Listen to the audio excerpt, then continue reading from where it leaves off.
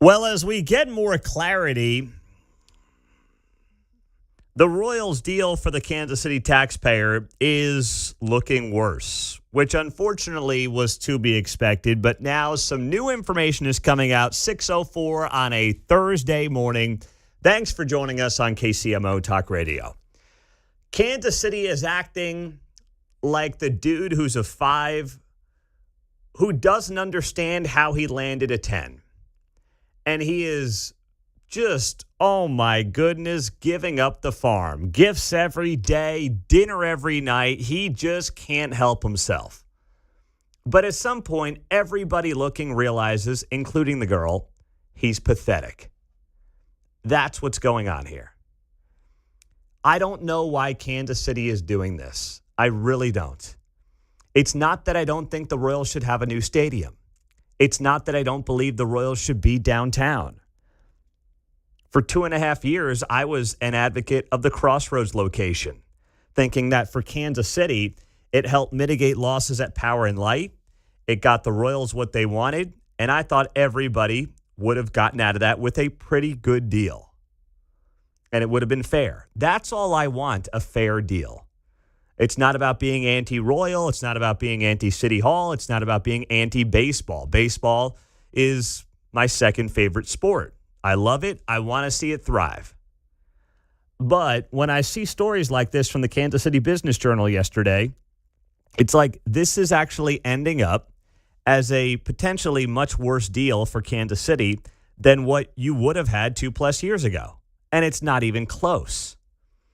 So you look at what's going on here. The Business Journal is reporting that Kansas City will back the $600 million in bonds that they will be giving to the Royals for the $1.9 billion stadium project that is being proposed and will be voted on today at City Hall. This is the day, and the mayor's going to be here at 7:30. This is the day that Kansas City will be voting, or the city council will be voting, on whether or not to move ahead with the $600 million in bonds for this $1.9 billion stadium, which right there, it arguably makes it worse than the Chiefs deal in Kansas.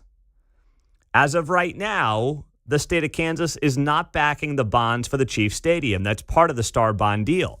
Now, I also predicted, and I believe, and I want to be wrong about this, but I do believe the state of Kansas is going to get squeezed to back the bonds on the Chiefs stadium, because the banks are going to come back later this year and say this is just too risky of a proposition. That's just my prediction. But as of right now, the state of Kansas is not on the hook for anything.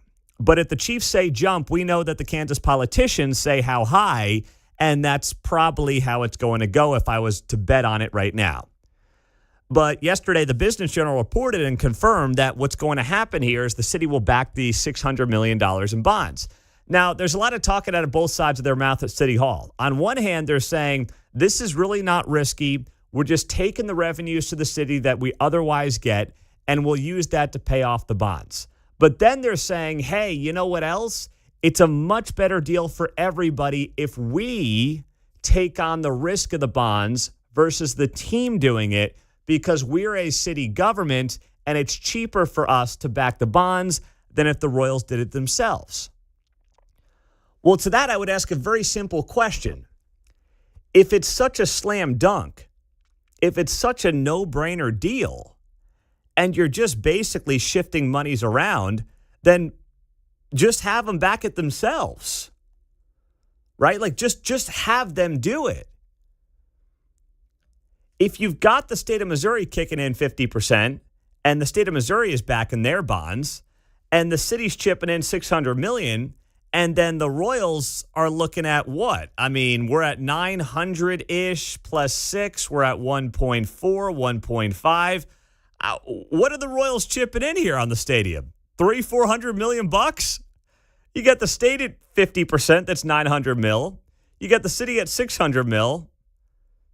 What's left? I mean, that's a deal. They'll get to pay for their surrounding area so they can get all the money from it, right? Well, that's probably true, but we don't even know what that looks like. And that's what I got to ask Mayor Lucas this morning. The Royals have got to come out here at some point and say, okay, if we're basically getting 80% of a new stadium or whatever the number is, 75, 80%, here's what we're doing in return. And that has not happened yet. And that's why the optics of this have not worked out in their favor.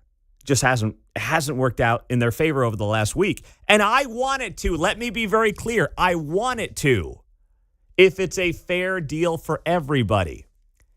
And that's all I've wanted since day one on a Chiefs stadium and a Royal stadium. Everybody wants to mask it as pro stadium, anti-stadium, pro new stadium, pro Truman Sports Complex. That's not really what this is. Or to me, that's not what this has ever been about. It's about what's a deal that's fair for everybody. What's a deal that's fair to the taxpayer? What's a deal that's fair to the team? And then everybody should be happy. But these two deals now, between the Royals deal and the Chiefs deal, these are by far not even close to being some of the most abusive deals, if not the most abusive deals, that any taxpayer in the country has ever taken on for professional sports. And I get it. We love our professional sports. We are a pro sports town, and we are proud of it. And we should be proud of it. But you know what? There's also an element to this where we need to stop acting like we're some third-rate city that needs to hand over the entire farm, because if not, they're going to leave us. And they're going to leave us in a heartbeat. They have equity here as well. Okay? And I keep hearing about Nashville. Did you know, because I know some people who work in and around Nashville and deal with city government in Nashville, that after they gave away a massive subsidy for the Titans' new stadium, there was such blowback in the city of Nashville that when the elections came around after that stadium deal they gave away to Nashville, a bunch of their people were kicked out of office because of that stadium deal for the Titans. There is no appetite in Nashville. There isn't. There just isn't. So we've got to act like the high-quality, high-class, valuable place that we are in these negotiations, and our leadership on both sides of the state line has seemingly, in my opinion, failed to do that. I mean, I'll have the mayor on at 7:30, but I don't know how you can criticize the Star Bond deal in Kansas and then say, well, here's $600 million and we're backing it. Like, at least, and trust me, I'm not a fan of the Chiefs deal, but at least on the Chiefs deal, you can make the case and say, hey, if and when this thing pays off on time, there are new revenues here to the state that we would not have otherwise had once the Star Bond is all done. Now, in the short term, you got a problem on your hands because any growth you're getting organically or from inflation in all of Wyandotte and half of Johnson is going to be used to pay off a stadium. So you have a huge problem on your hands in Kansas. But if you want to find a silver lining, at least you can make the case of, well, there's some new revenue here. In Kansas City, all it looks like to me is you're shifting the chairs around on the Titanic. That's what it looks like, because you had the team. It's not a new team. It's in your city. You're going to give them all the revenues back, and I guess your hope is they build a lot of cool stuff around it, which still no one's answered any questions as to what that looks like. And what does that do to other parts of Kansas City? Does this new development end up hurting Power and Light, which is already losing you $10 to $12 million a year that the taxpayer is on the hook for? So does that make that deficit now 15 or 20 mil? I don't know. I'm just asking the questions that nobody else has asked and no one really wants to give answers to. And I don't know if that's because it's too complex, if it's because, well, it's sports, so we just want to kind of wave our flags and our pom-poms and be done with it. I don't know. But there should be a critical eye on all this stuff. I'm sorry, it's $600 million of your money. I mean, if that's not important to you, if you don't want to ask those questions, that's your prerogative. But I'll keep asking them. And maybe I'll just do it on your behalf, and we'll see how it rolls out. But the mayor's going to be here at 7:30 with this news from the Business Journal that, yes, the city will be backing the $600 million in bonds that will be offered up and voted on today at City Hall. Now, speaking of big money, yesterday was tax day.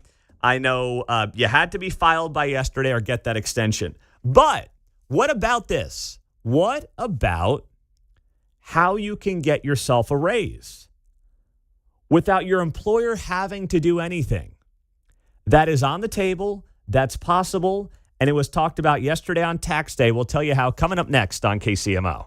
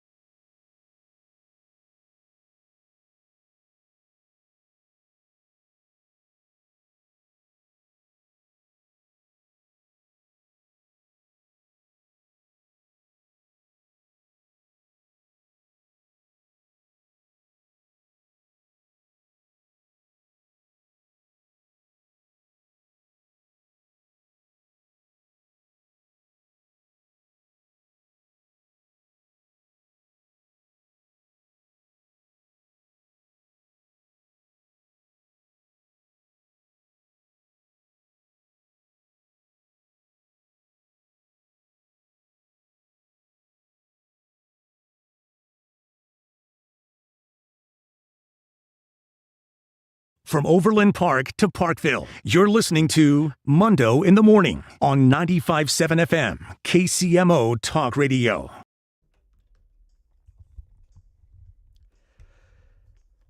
So yesterday was tax day. There was a press conference at the White House, and Scott Bessent had a nice little bit of advice for you if you want to give yourself a raise. There's a way to give yourself a raise without having to actually get one from your employer. And Scott Bessent, the Treasury Secretary, rolled this out yesterday at a press conference. I want to encourage everyone out there watching today to change their withholding if they haven't already done so, because if you change your withholding, then you will get an automatic real wage increase, be on a weekly or a monthly basis, and you will be able to keep more of your money this calendar year. So if you got yourself a sizable refund, you might be sitting there right now and being like, woo, boy, this is great. Life is good. Look at this. I don't want to burst your bubble, but all it means is that the government held on to your money interest-free and gave it back to you when it was worth less. Now, it was worth less because of inflation. So the money that you made last year that you could have kept last year was instead lent to the government and now given back to you when it's a less valuable dollar. So it's really not that great of a deal. Once again, I don't want to burst the bubble. I don't want to be the bad news bear here, but that's the math. That's the reality. So yesterday I texted a couple of buddies and I was like, yeah, tax day, but I couldn't believe my refund. And one guy just sent me a link to his Venmo account. I was like, no. He's like, hey, if you got too much, I'm here for you, man. I was like, no, that wasn't really my point, John. Suppose we could get the same effect if every paycheck you crammed like 20 or 30 bucks down the back of the couch. Yeah. Yes. And then, like, say, Memorial Day did a spring cleaning and go, whoa, hey, whoa, look at that. I'm rich. Yeah. Yeah, that would work. But if you want to do it in a more official way, what Scott Bessent is saying is to basically go in and change your withholdings. Now, like, there's a bunch of ways you can do that. I don't know what your company uses. We have Workday here, which is a pretty big company for payroll and whatnot. You can change your withholdings, but there's also a website you can go to because I was looking at this last night. Just Google tax withholding estimator, IRS, and you'll get a website with the IRS where you can basically start your estimate on what you should withhold. You give your age, your information, any disabilities, any dependents, how you file your taxes, and it gives you the withholding suggestion at the very end. And I'm just sitting here saying, if we're going to look at this and say to ourselves, well, times are tight, this is a way that the people in charge, the administration, is saying, here's how you can get yourself a raise today. It takes a little work, and I know people don't want to do that. They just want to blindly sit there, collect their paycheck, and then complain about it. And don't get me wrong, there are some problems. We've talked about it, especially with gas prices right now. But if you can get yourself a raise today and make sure, of course, that you're not underpaying, because you don't want to be in a situation next year where you're like, wait, I owe how much money? You don't want to do that either. But if you fill out this tax withholding estimator, you'll have a pretty good idea of what should be withheld from your paycheck, and it might be less than what you're withholding right now. So that is good marketing from the administration. Get yourself a raise because our tax policy, courtesy of the big, beautiful bill, is something that, will benefit the vast majority of people. That's great. They should be pushing that all over the country. And let's be honest, how many people are talking about that today? Probably not many. You're not going to, that's something that is a great local news feature. The amount of features that they stretch for on local news where you watch 90 seconds and you're like, why was that relevant to anybody? This is literally as relevant as anything could be. Here is how to keep more of your own money, courtesy of the tax bill from last year. But they don't want to give the guy from, who signed the bill last year any credit, so they can't do a package like that.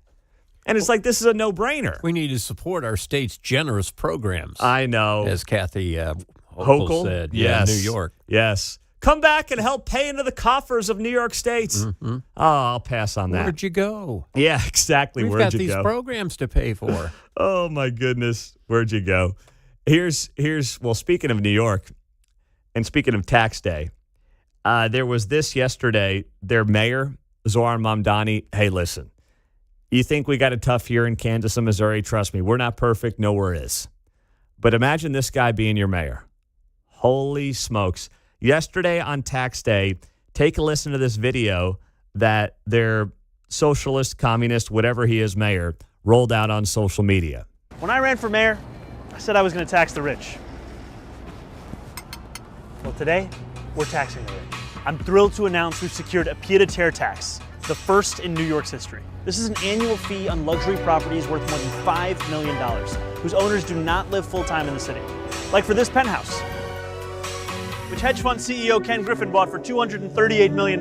This pied-à-terre tax is specifically designed for the richest of the rich, those who store their wealth in New York City real estate, but who don't actually live here. But even so, they're able to reap the huge financial rewards of owning property in, dare I say, the greatest city in the world. And most of the time, these units are sitting empty, since again, they don't actually live here.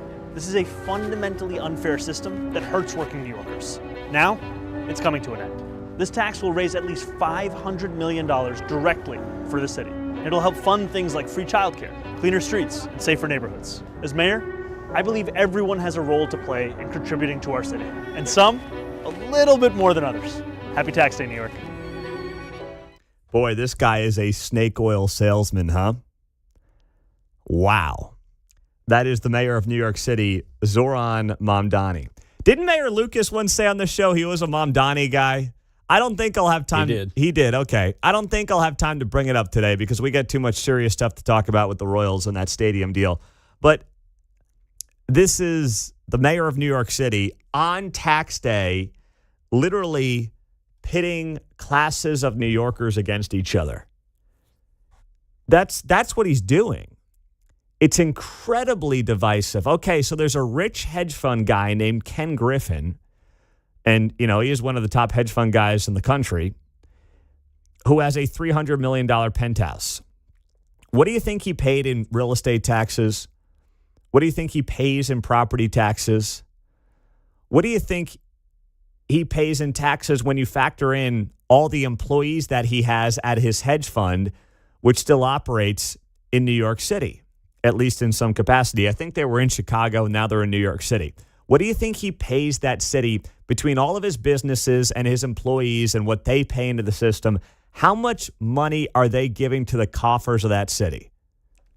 Many, many, many, many, many millions, John. Well, the answer is not enough. Well, yeah, the answer is not enough.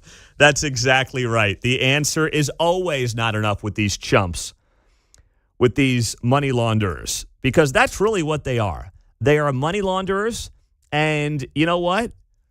I don't know how much capital is going to have to flee that city before even a guy like Mamdani says, boy, maybe this isn't working.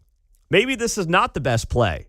But you know what? You tax the rich, capital flees, property values drop, construction halts, jobs go away, tax base shrinks, and then what happens? The ultra wealthy that you thought you were taxing, you got to then tax the middle class. That's always how the racket goes, every single time. Now, speaking of your home, I know, we're not sitting in $300 million penthouses here, but here's the reality. With all the rain we've had and more's coming tomorrow, you've got to keep an eye on that foundation. And if you're looking at that foundation, seeing any cracks, maybe a little bit of water in the basement or something feels off, protect your home equity and get KC Pier, Kansas City's foundation repair experts, out to your house today. When you call KC Pier, a local person, a real person here in Kansas City picks up the phone. And that's because they're locally owned. Every job is done by a Kansas Citian. They're trained employees, no subcontractors, and that means you get consistency, quality, and accountability. KC Pier gives you a lifetime transferable warranty and 1 to 2 year monitoring visits. They don't just do the job and then never show up again. So let KC Pier help you today. Now's the time to do it. More rain is on the way. KC Pier, Kansas City owned and home of the lifetime warranty. Go to kcpier.com.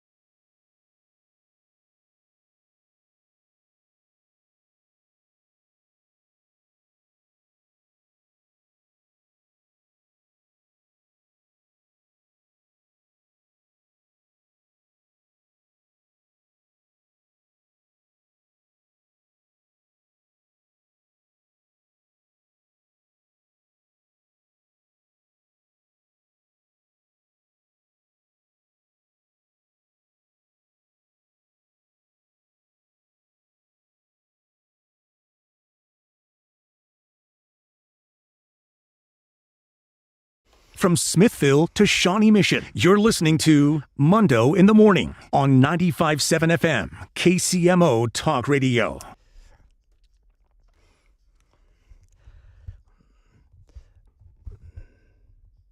New study that came out here from UMKC and School Smart KC examined all 17 districts in the Kansas City public education system, including public and charter schools. And the angle that they elected to take was that based on your race, your reading skills and proficiencies can be very different. So here are the numbers from KCTV5, and this was part of a lengthy report that they did yesterday. The gap Ebony is talking about is very real. A new study from UMKC and School Smart KC examined all 17 districts in the Kansas City public education system, public and charter schools alike. Just 22% of Black students are proficient in reading skills. For Hispanic students, it's 27%. That's compared to 61% of white students. These numbers represent real children, maybe even yours. So I hear that, and I think to myself, okay, well, there's nothing inherently different about someone learning to read, whether they're white, Black, or Hispanic. There just isn't. There's not some kind of gap between people based on how God made them and their skin colors on their ability to read. You're a product of your home, you're a product of your school, and the rest of your surroundings. And as someone who's trying to work with a 7-year-old on reading, it's not always easy.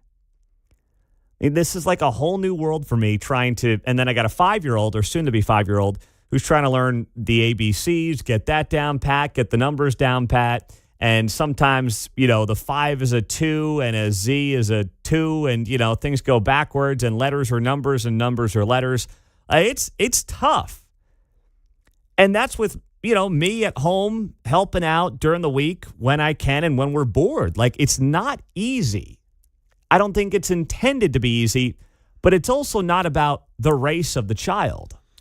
No, not at all. And in the environment sense, it seems my personal experience and overview has been that like the older or the first child, when parents are new to this, they'll have the first child and then they'll sit down and they will read to the child. It's more about the child's interest in reading besides their ability to learn it. Yes, that's a part of it too. And so when the second child comes along, now you got 2 kids and maybe, life becomes more compact and a hustle.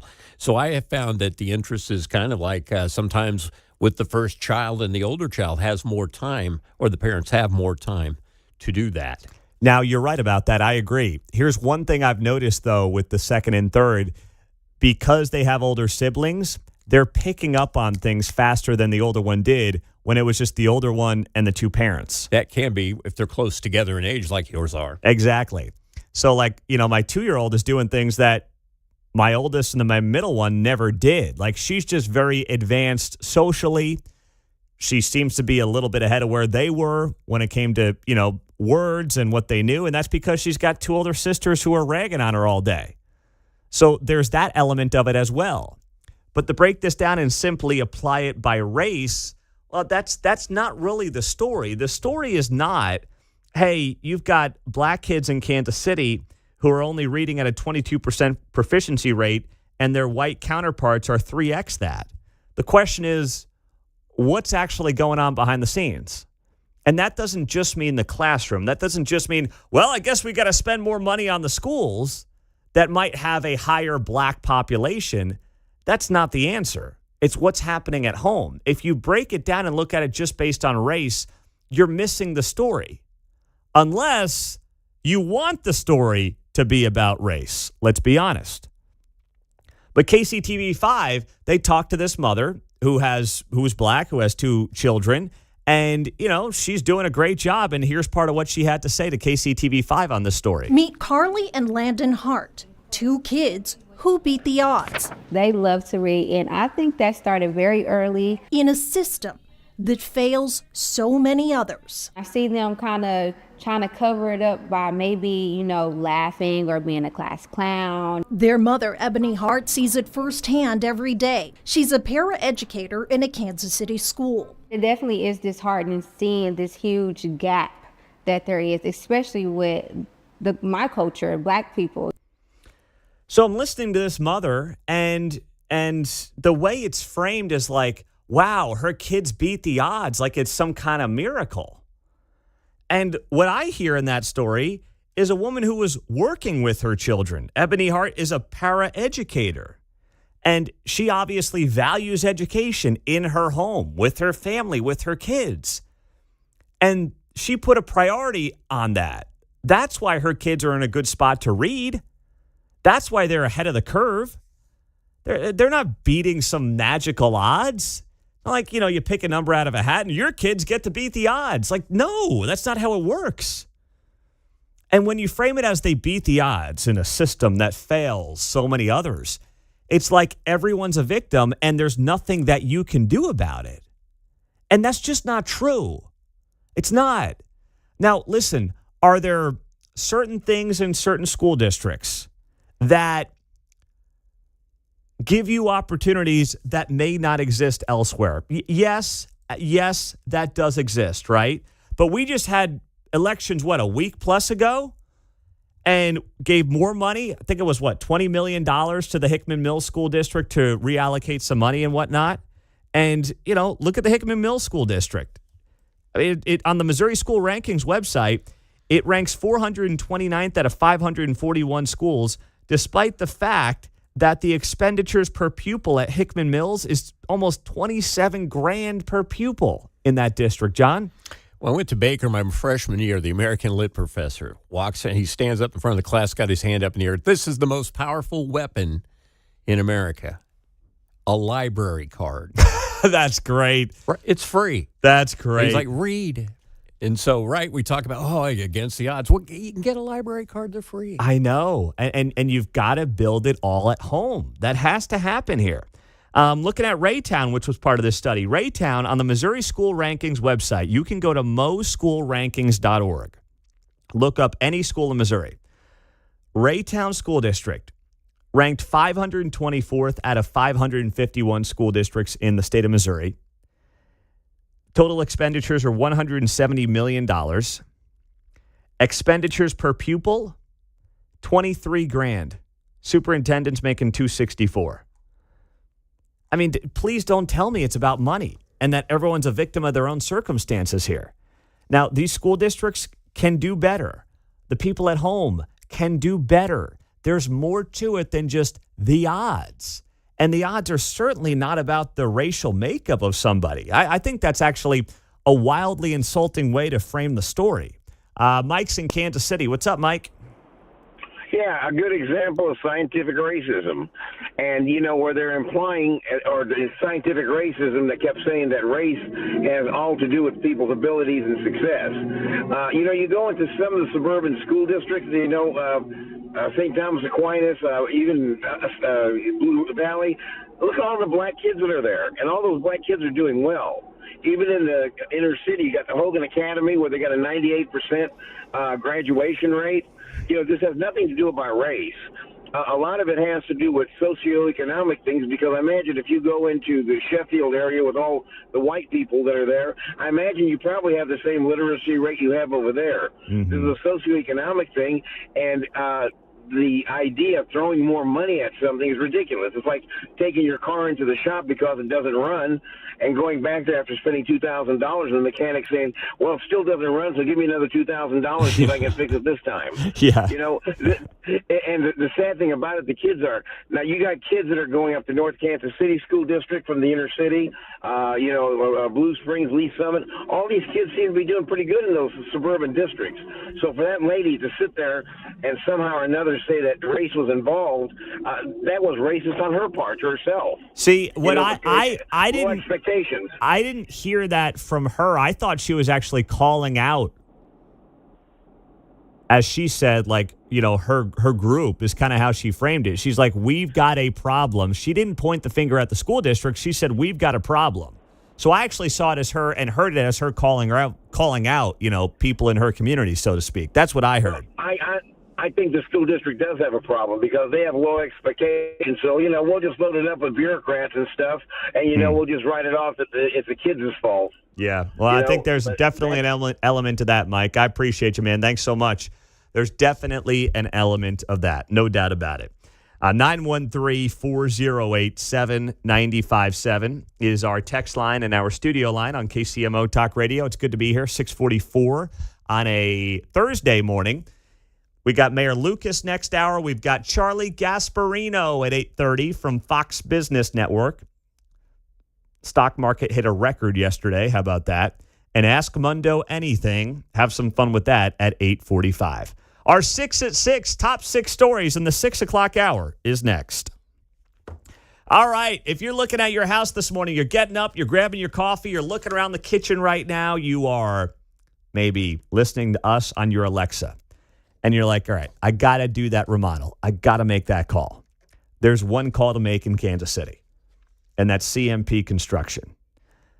CMP Construction has been at it for decades in Kansas City. They are owned and operated locally, run by Chris and Teresa, Kansas City company, and that's what matters. They are not a big corporate remodeler.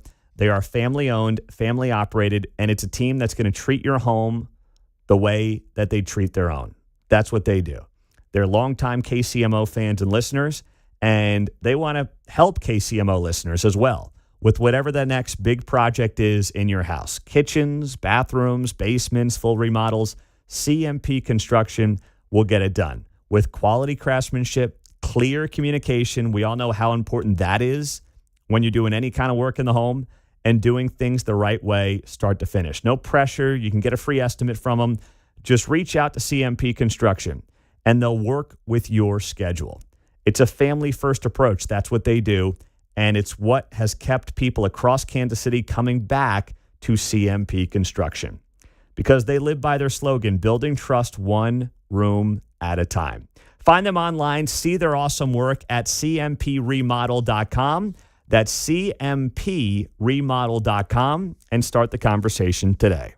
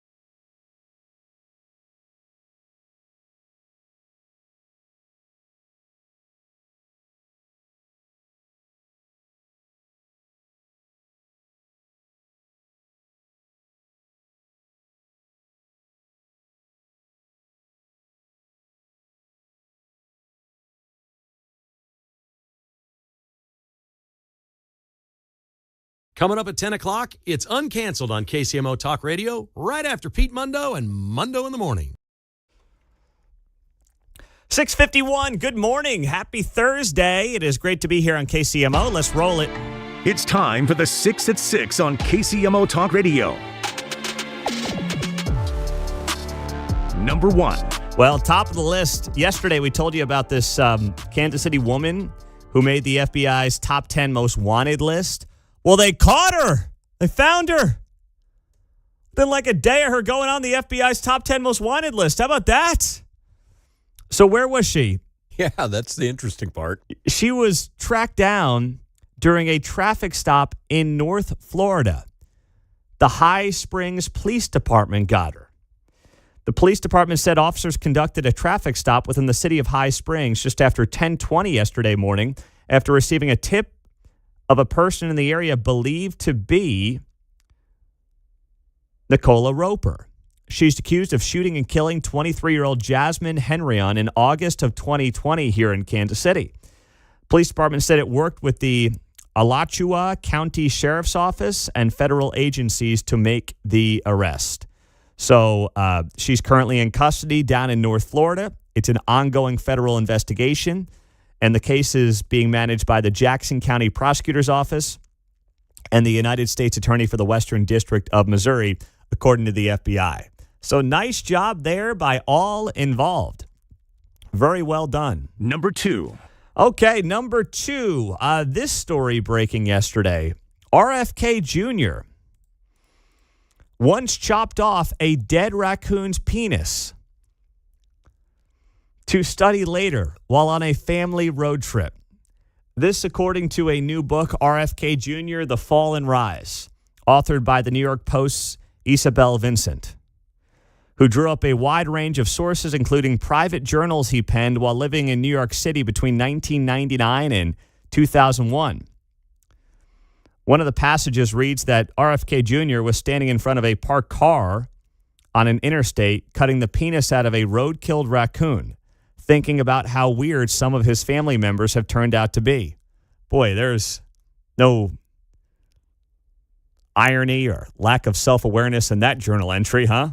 Well, my family's a bunch of wackos. Let me chop off a dead raccoon's ding-dong. Okay. All right. My goodness. Boy, you get some weird stuff out of these people, don't you? Just strange. I mean, I'm a big Maha guy. I'm all about make America healthy again. I like what he's done. You know what you got to do, Pete. But I know where to draw the line as well, okay? You can call him a Maha weirdo. It's fine. Oh, jeez. All right. So, yeah, that was quite a headline when I saw that yesterday from the New York Post and then TMZ and some others.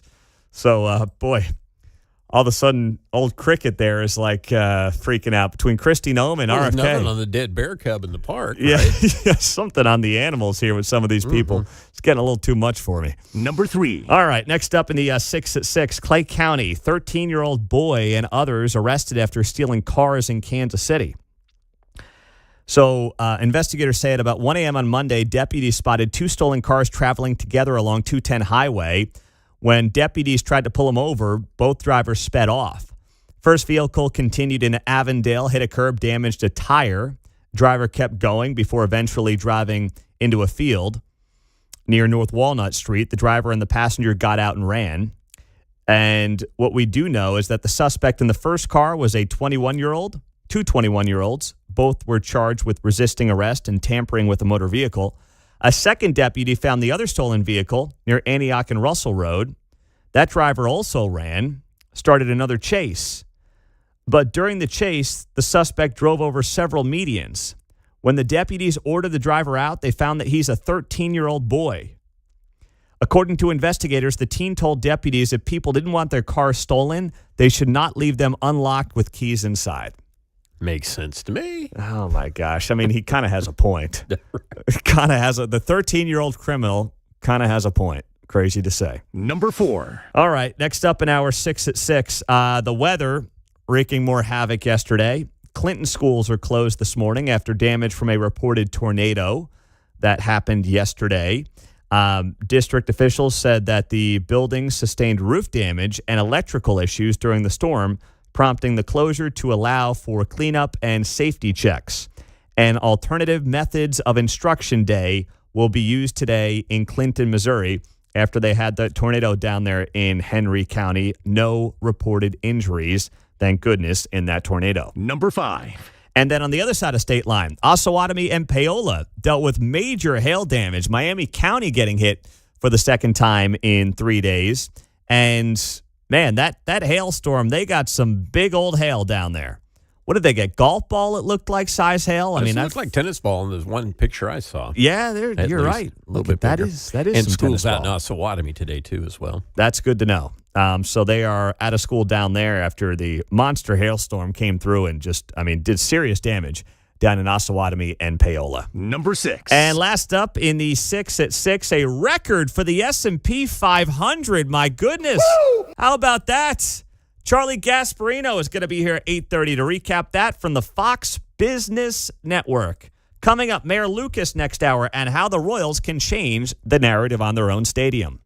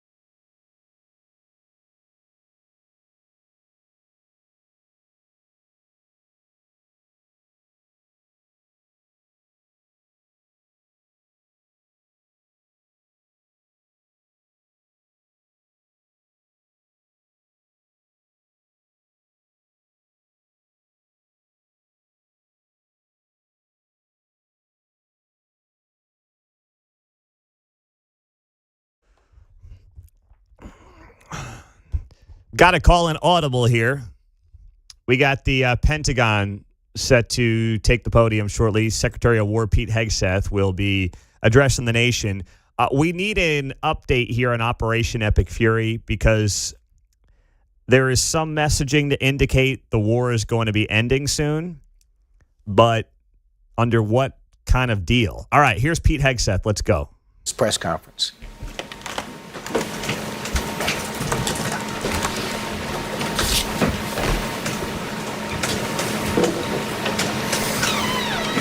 Good morning. And as you may have noticed, the chairman and I are joined today by the CENTCOM commander, Admiral Bradley Cooper. He just returned from the front lines to see the troops and meet with allies, and this morning briefed us, just before this briefing, on the latest on all aspects of Operation Epic Fury.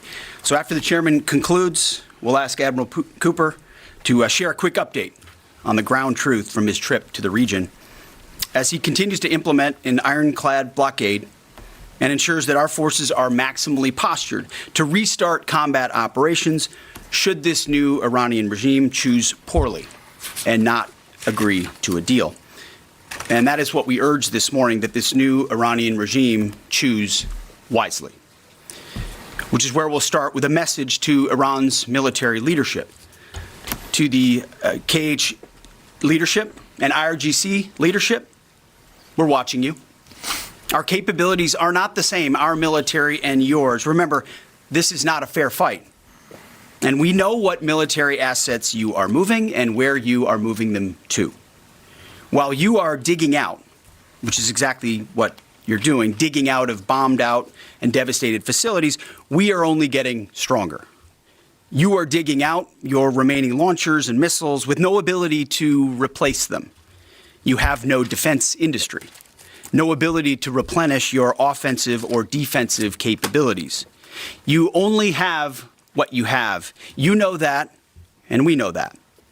You can move things around, but you can't actually rebuild. You can dig out for now, but you can't reconstitute. But we can. We are reloading with more power than ever before, and better intelligence. Even more importantly, better intelligence than ever before, as you expose yourself with your movement to our watchful eye. We are locked and loaded on your critical dual-use infrastructure, on your remaining power generation, and on your energy industry. We'd rather not have to do it, but we're ready to go at the command of our president and at the push of a button. This blockade, which the chairman will detail this morning, is the polite way that this can go. Your energy is not moving and will not move, and we can do this all day. But it's not destroyed yet. Your energy industry is not destroyed yet.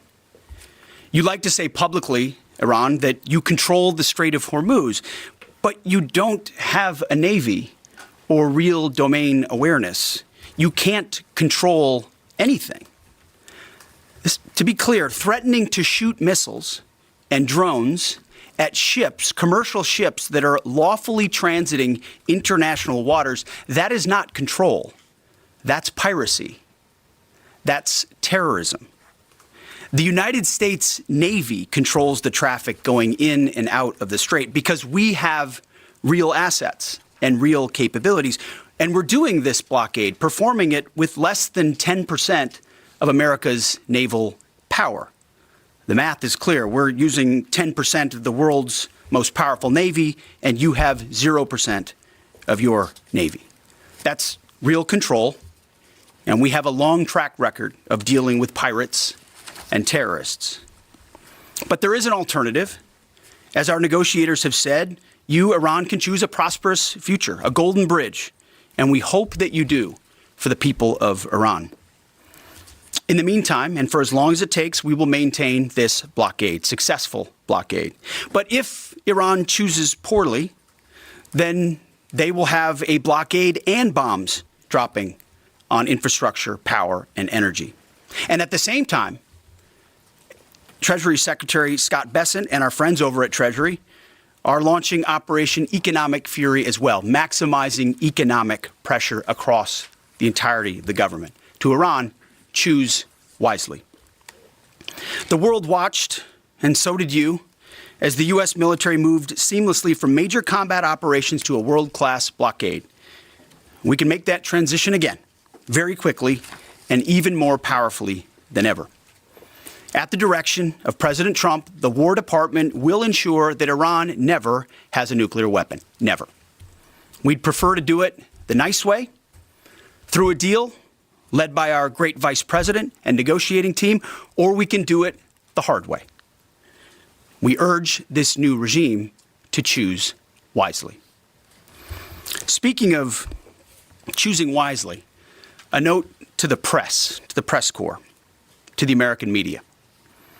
As I just can't help but notice the endless stream of garbage, the relentlessly negative coverage you cannot resist peddling, despite the historic and important success of this effort and the success of our troops. Sometimes it's hard to figure out what side some of you are actually on. It's incredibly unpatriotic. This same press corps, not this exact same press corps, but at least an older press corps, bent over backwards during the Biden administration to explain away the disastrous and disgraceful Afghanistan withdrawal. You called it the greatest airlift in American history. It's almost like you're cheering only for one side. This past Sunday, I was sitting in church with my family, and our minister preached from the book of Mark, the 3rd chapter. And in the passage, Jesus entered a synagogue and healed a man with a withered hand. The Pharisees came to watch. And as the scripture reads, they came to see whether Jesus would heal him, or he would heal him on the Sabbath, so that they might accuse him. You see, the Pharisees, the so-called and self-appointed elites of their time, they were there to witness, to write everything down, to report. But their hearts were hardened. Even though they witnessed a literal miracle, it didn't matter. They were only there to explain away the goodness in pursuit of their agenda. As the passage ends, the Pharisees went out and immediately held counsel against him, how to destroy him. I sat there in church and I thought, our press are just like these Pharisees. Not all of you, but the legacy Trump-hating press. Your politically motivated animus for President Trump nearly completely blinds you from the brilliance of our American warriors. The Pharisees scrutinized every good act in order to find a violation, only looking for the negative. The hardened hearts of our press are calibrated only to impugn. I would ask you to open your eyes to the goodness, the historic success of our troops, the courage of this president, and this historic moment for a deal that could end the Iranian nuclear threat, the incredible battlefield victory laid before your eyes, the not one, but 2 incredible rescue missions, miracles, you might say, or a locked-in blockade. Or how about historic recruiting numbers? Yesterday, we announced that the Air Force and the Space Force met new higher goals in FY26, 5 months in advance of the end of the fiscal year, five months ahead of time. The Marine Corps and the Army will soon do the same. 2-3 years ago, we couldn't meet lower recruiting numbers, not even close. Where are the reports on that? Where's the coverage of the new spirit in the country, the new spirit in the ranks, the surge of Americans wanting to join the greatest military in the world? Nothing from the fake news. We sense a pattern. You see, on the battlefield, these are demonstrations of uniquely American capabilities, strength and resolve. It's all around you each and every day. But in the press, you only seek the negative, earning each and every day the fake news label. But the American people, with goodness in their hearts, see past the Pharisees in our press. They see the goodness. You watching, you see the goodness. They see the success. They see the reality. And they don't demand perfection. And perfection is not possible on any battlefield. but they see the incredible feats that our troops accomplish every single day. So to those troops, stay focused, block out the noise, stay aggressive. You are showing the world what it means to be an American warrior. You are making this building and the American people proud. We pray for you every day, and we have your back in every way. And to Iran, choose wisely. I pray you choose a deal which is within your grasp for the betterment of your people and for the betterment of the world. In the meantime, the War Department is locked and loaded. Mr. Chairman, over to you. Okay. Thank you, Mr. Secretary, and good morning. There you go. That's Secretary of War Pete Hegseth.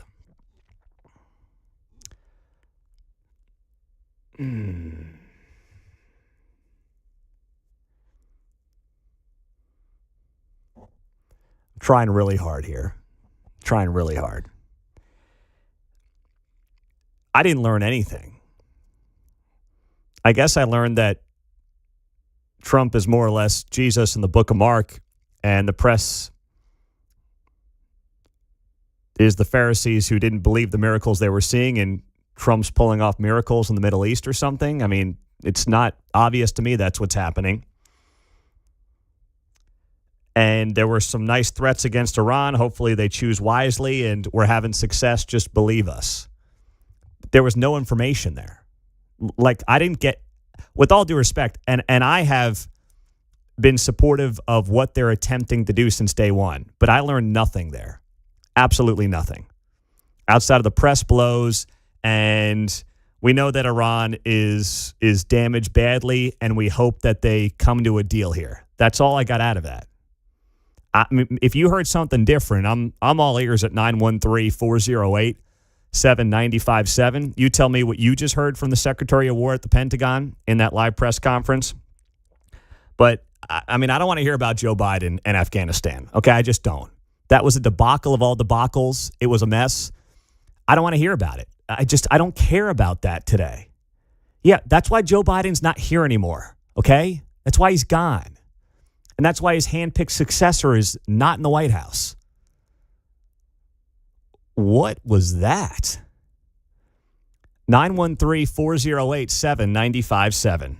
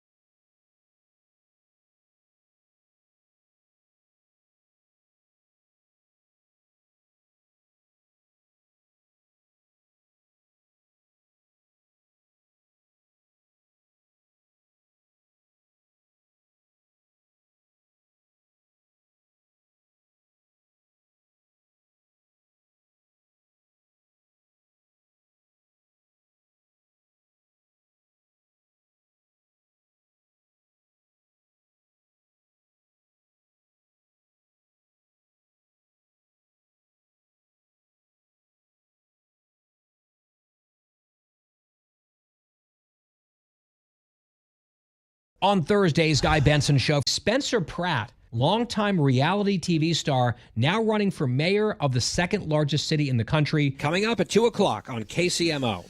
So we just had our first press conference from Pete Hegseth this week, the Secretary of War, and I thought it was just bizarre. There was 5 minutes of threatening Iran, and I'm cool with that. I mean, he said here, we hope you choose wisely. Your Navy's done. We're watching you. We're not afraid to fight if we have to pick it up again. So that was fine. Then it got into, hey, everything's going really well. The press is full of lackeys and flacks, and they're doing a bad job. And, you know, there was a comparison to the book of Mark and the Pharisees not believing that Jesus was the Messiah. And that's what's happening now with the media and its coverage of the war, and everything's going great. And there was no information, though. On the text line, Pete, shut up. The secretary nailed it. Nailed what? I mean, just tell me what you learned. Pete, you got to keep watching the press conference. The generals are talking right now. Guys, people have the attention spans of an ant. I just listened and played live 10 minutes of the Secretary of War.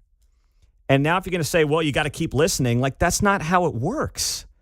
People need to hear the information right out of the gates. Give me the goods. Tell me what's going on. Tell me the great things. Didn't even say what the great things were.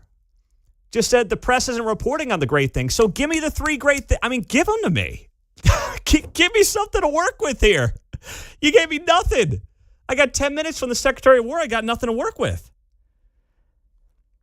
Wes is in Gladstone. Hey, Wes, good morning. Yeah, hey, my new caller ID is Super Ant, okay? Well, you know, when he started talking about these scriptures, I was like, oh, no, man, don't go there because of that post on True Social last weekend, right?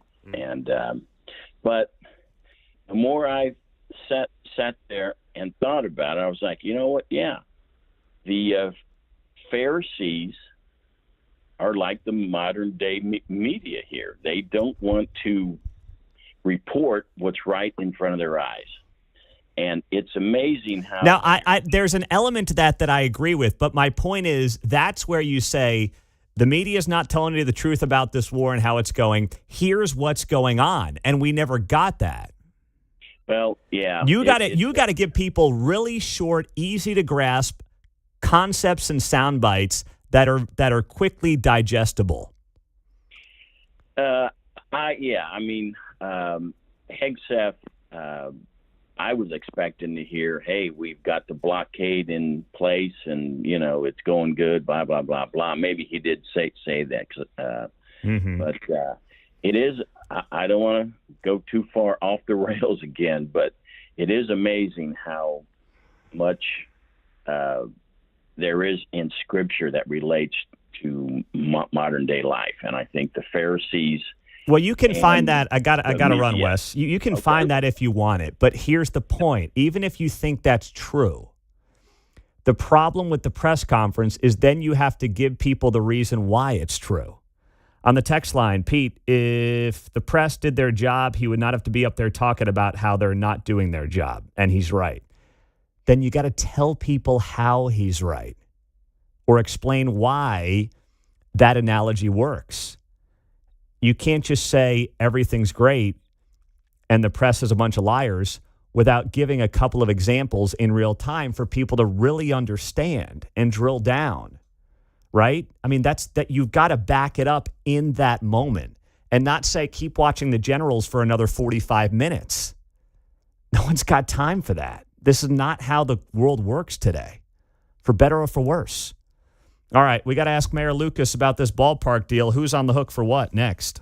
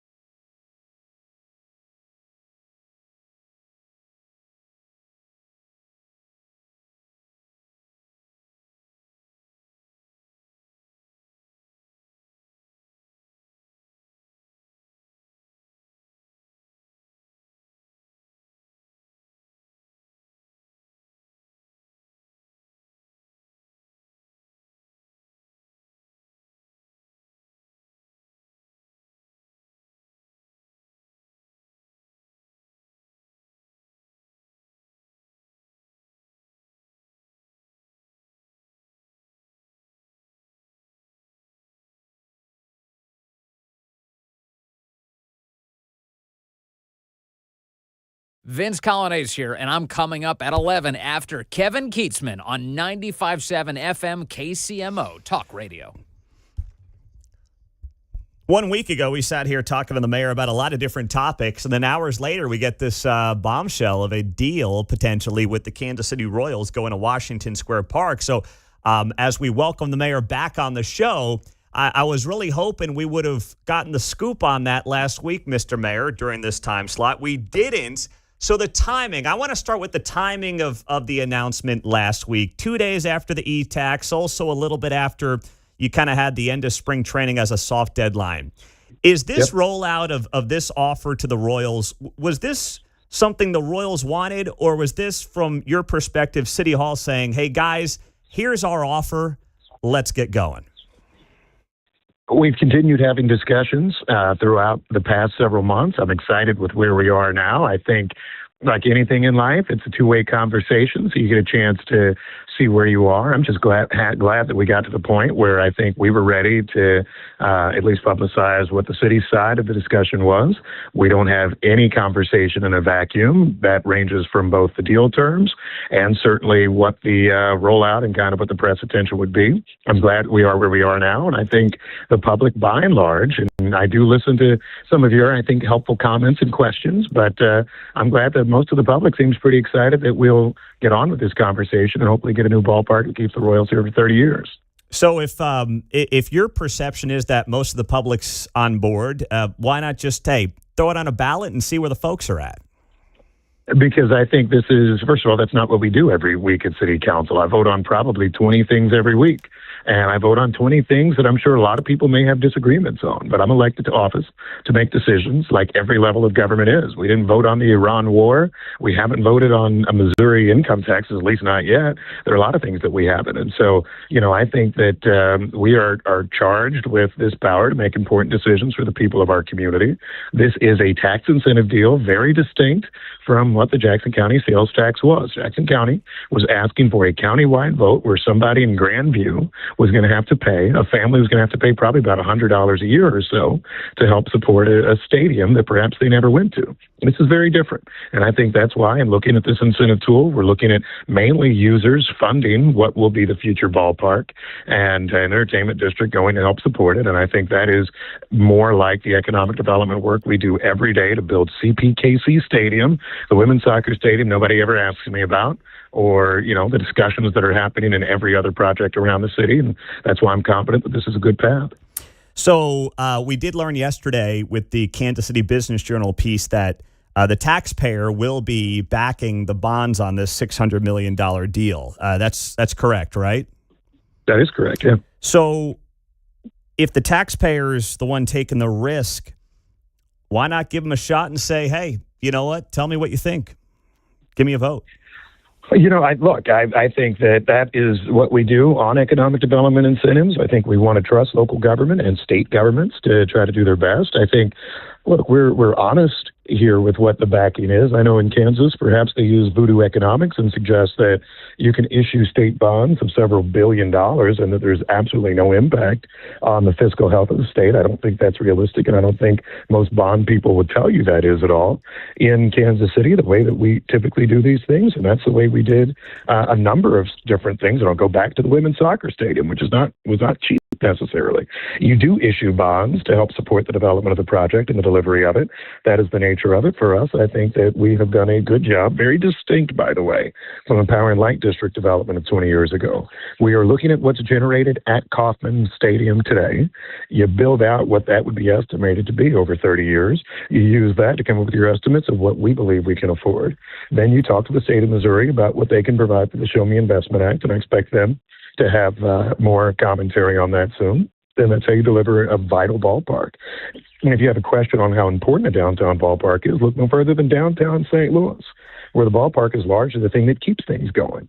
I think that Kansas City is in a stronger position, but I think that this is going to be additive to our community long term. And I think we have been very fiscally responsible, I'd say even fiscally conservative, in making sure we address it. And let me make this point, right?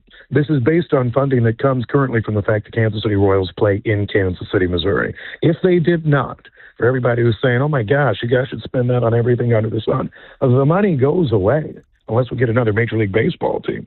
This isn't the sort of thing where we just get to hold on to it and spend it somewhere else. I hate to tell people this. The Chiefs' money that was generated by the Chiefs for years, when and if they open a spot over in by the Legends, right, that money's gone. So it's not like we can say, oh, thank goodness. Right now we have an extra however much to spend. This is at least from the Kansas City perspective. We can't say we have all this sales tax money we can now spend on, anything under the sun. So that's why we think it's a good deal. That's why we think it's a vital deal. And that's why I think that it follows core economic development principles that are different than a countywide sales tax type of approach.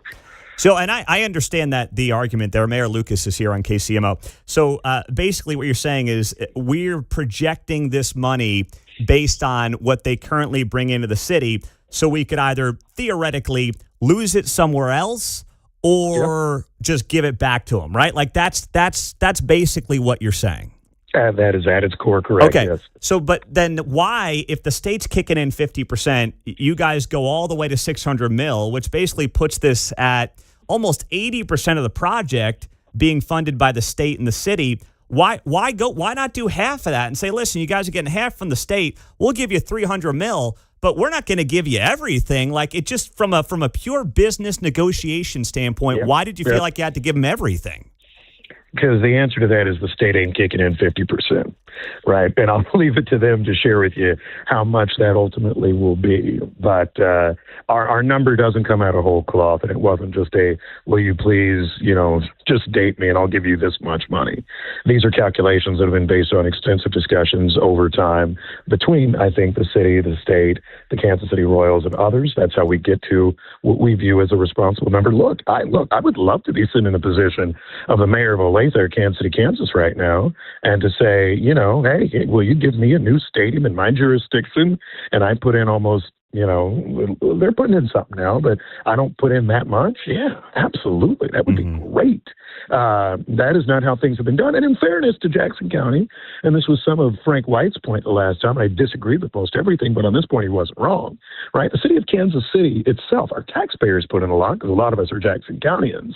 The city itself has been a pretty strong beneficiary for 60 years of the stadiums, getting most of the sales taxes, getting earnings taxes, getting other proceeds generated at the stadium, while there was a Jackson County sales tax that funded it all. That is a change. That is not a positive change I like. That's probably a big reason why I liked the 2024 sales tax renewal, because it was better certainly for the Kansas City government.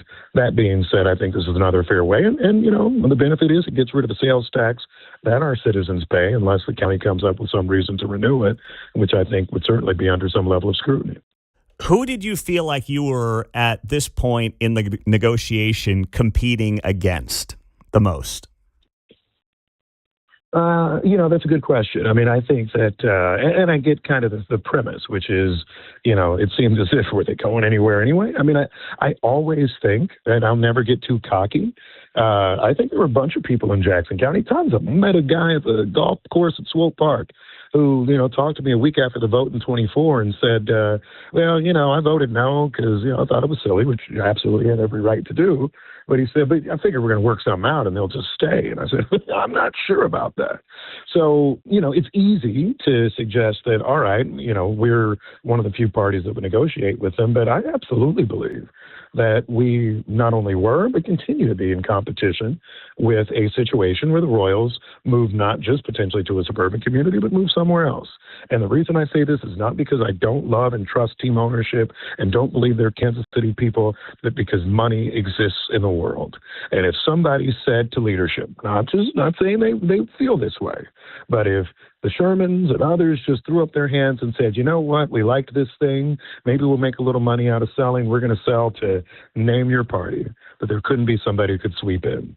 That is exactly what happened with the Seattle Supersonics, right, where Clay Bennett in Oklahoma kind of just bought them. Nobody was expecting them to move, and he said, you know what, I like them here, or any other potential ownership entity. I think you need to lock down your teams if you think they're important. If you don't think the Kansas City Royals are important to stay here, sure, gamble and say we have a nice place and we'll be fine. And, that's St. Louis on NFL Sundays. And you know what? Maybe they're doing great. I don't know. They're still a bigger metro than us. Most of the trends I don't hear are better than ours, but maybe. But, I think this is important. I think this is additive, and that's why I see my competition like I do on any business retention or attraction, not just the suburbs of Kansas City, but any other community that, frankly, has someone interested in monetizing and profiting from a team like that.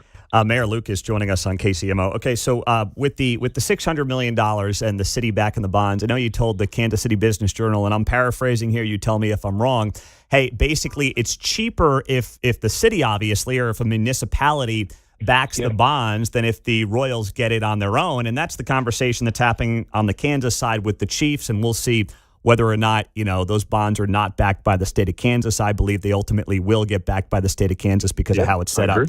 But that being the case, if it's just revenues that already exist at the K and are being applied to this new stadium at Washington Square Park, I'm looking at it and saying, if that's true, if those projections are right, then there's not a lot of risk to it. So why not say to the Royals, hey, $600 million, okay, we'll work with you here, but you got to have a little more skin in the game here and at least have them back the bonds if it is a conservative estimate. Why not go that route?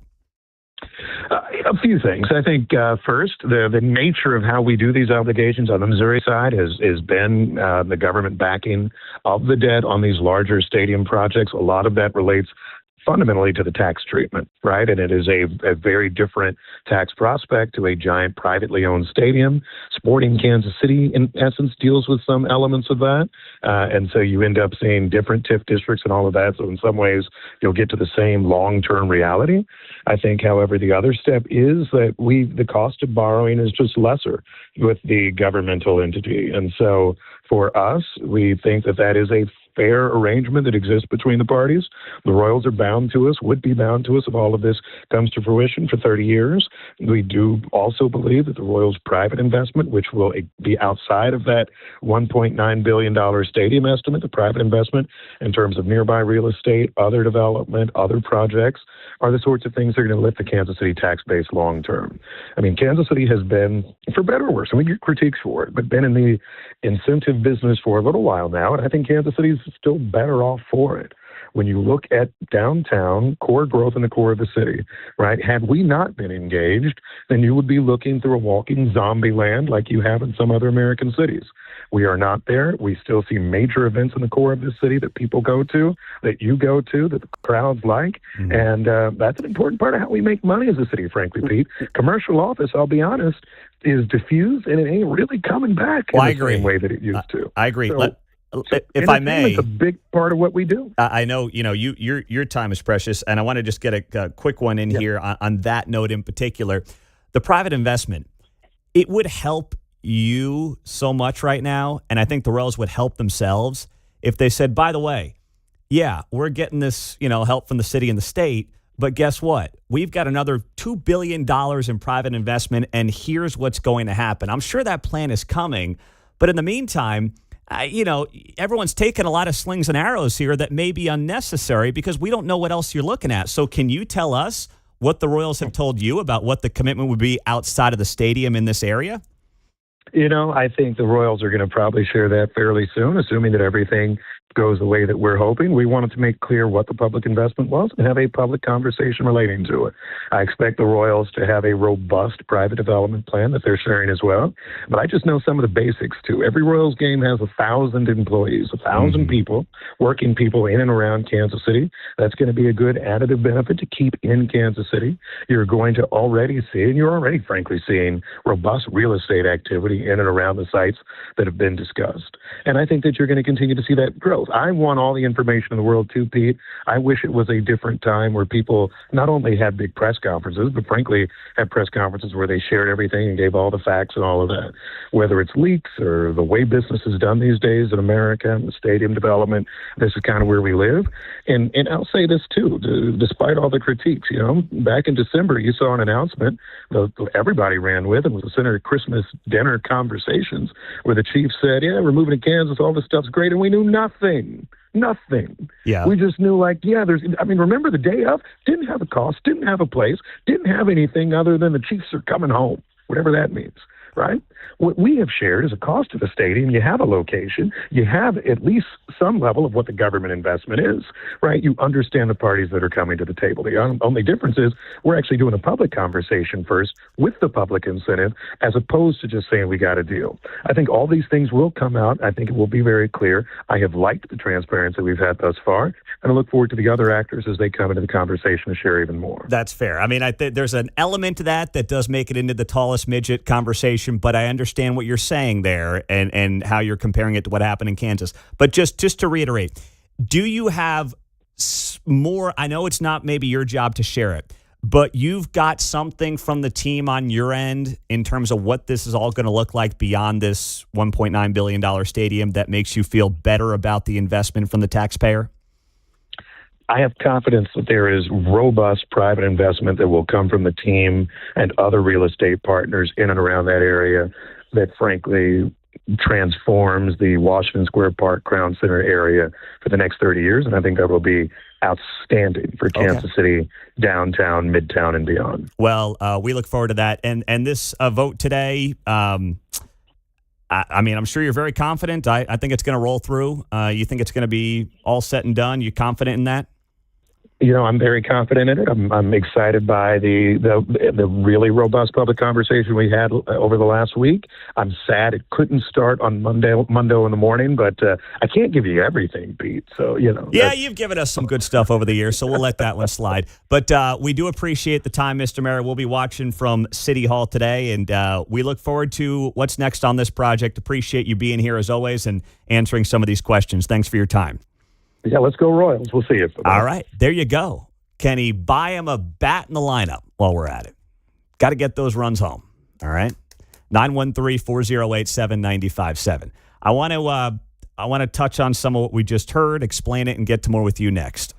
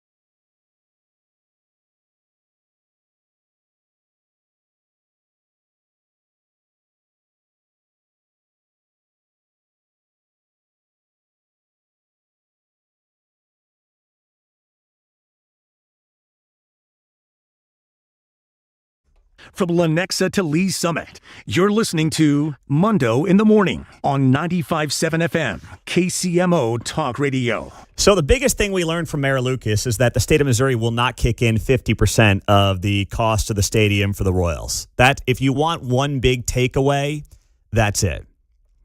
We have not heard from the state of Missouri on this, but basically, if Missouri had kicked in 50%, which is the bill that they passed last fall, the Show Me Sports Investment Act, which would have allowed the state to bond up to 50% of a new or renovated stadium, he says the state's not going to do it. So if you want the big takeaway, that's it right there. So suddenly, at least you somewhat understand why the city feels like it's got to kick in $600 million, because if the state was kicking in 50 and then the city's kicking in 600, I mean, it's like 20% of the stadium left for the team. It's nothing. But at least you have some answers there in terms of what the state of Missouri is going to do or is not going to do. And we are supposed to talk to Governor Kehoe here coming up over the next couple of days or so to get some more clarity on that. So that gives you a little more insight. But I really do think, the Royals can help themselves in the PR battle right now, which has not always been their forte throughout this process. And they can help the city, which is about to fork over, more than $500 million of your money. They'd help everybody if they said, by the way, if this gets done, we got another $1.5 billion in investments, and here's at least a little bit of what that looks like. They would help themselves and the city in this process if they did that. And they should do it tonight after this vote passes city council. And I'm not saying that makes it a good deal, but at least it lessens the blow for some of us who are just asking questions as to what the deal looks like and whether or not it's a fair deal. And that's all I've wanted. It's not about being against the Royals or pro-stadium or anti-stadium. I love the Royals. I want them here. I want them to do well. But I want everybody to win. And I'm not convinced that this is a deal that everybody wins with how it's currently constructed, especially now with the taxpayer backing the bond, which has been a loser in power and light for, 20 plus years now. 90 seconds till the news. Charlie Gasparino, Fox Business, next hour.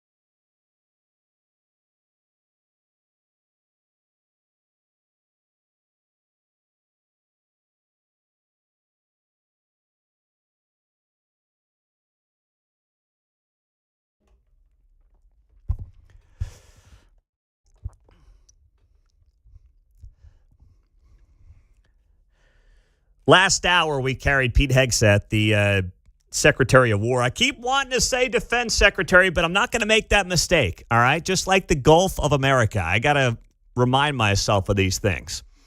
But Pete Hegseth addressed the nation last hour for the first time this week, talking about Operation Epic Fury.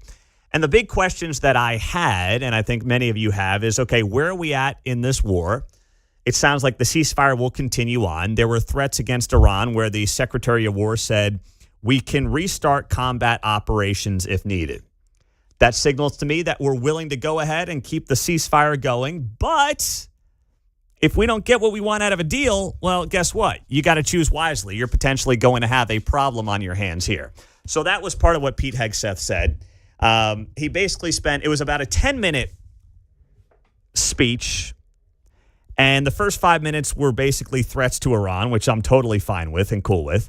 And then on the back end, he went into, hey, the media is not covering us fairly. You're not giving us a fair shake. You guys said Biden's Afghanistan withdrawal was awesome, and it was a total disaster and debacle. And, I'm okay with that, too, to some extent. But then you got to give us the why as to why the media is poorly covering this, what they're not reporting. You got to give us something to work with here. And that never happened. Now, the generals may have done some of that after the fact, but in today's media climate, in the way that people process news and information, the person who's got the bully pulpit, the most powerful voice up on that stage, is the Secretary of War.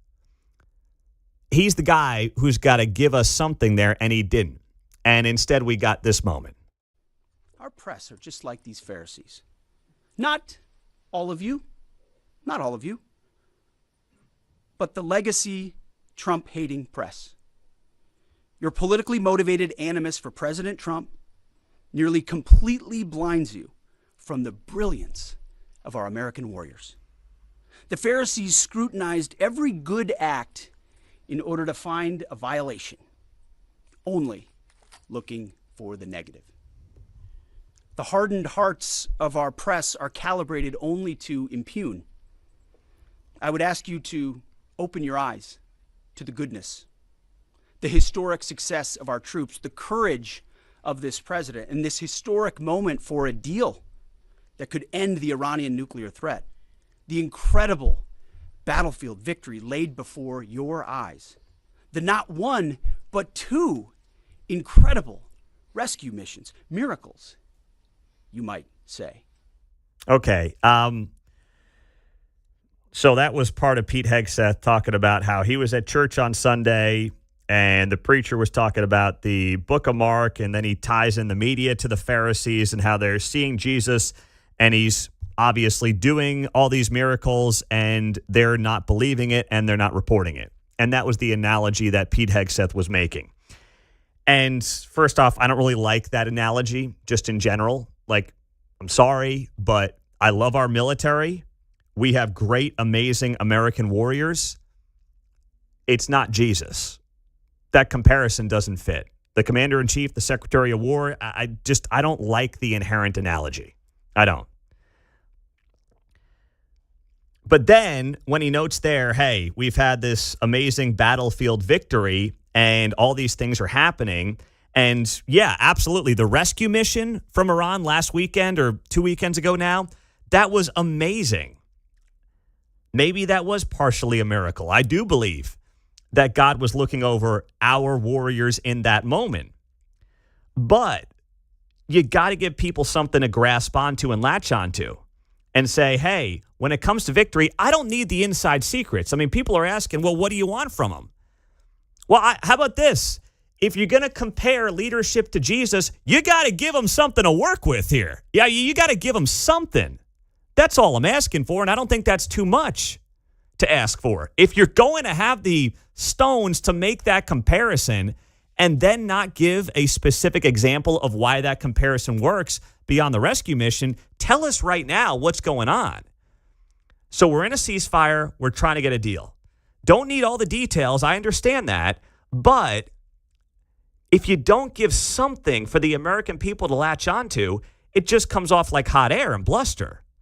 And I don't think that most people are really in the mood for that right now on either side of the political aisle. They're not. 913-408-7957 is the text line and the studio line here on KCMO Talk Radio. Let's go to Judy. She's on KCMO. Hello, Judy. Good morning. Yeah, good morning. Thanks for taking my call, Pete. The way I see it is that those of us that are paying attention all the time, we know what's going on over there. And so this, to us, is just positive reinforcement. He's kind of preaching to the choir. For those that are not paying attention, he has generals and things like that. He needs to leave something for them to say. And for them, what he's leaving for them to say is positive reinforcement for those that don't pay attention all the time to what's being said.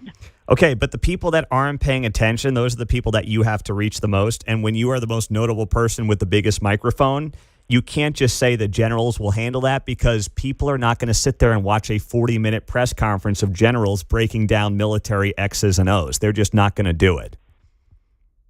You don't think so? You don't think that they're tuning in to listen to what the generals have to say? Judy, you said it yourself, the people that aren't paying attention. No, they're not going to do that because they don't want to pay attention, right? I mean, how can you say the people that aren't paying attention are going to be the ones that are going to watch the generals for 40 minutes on a Thursday morning?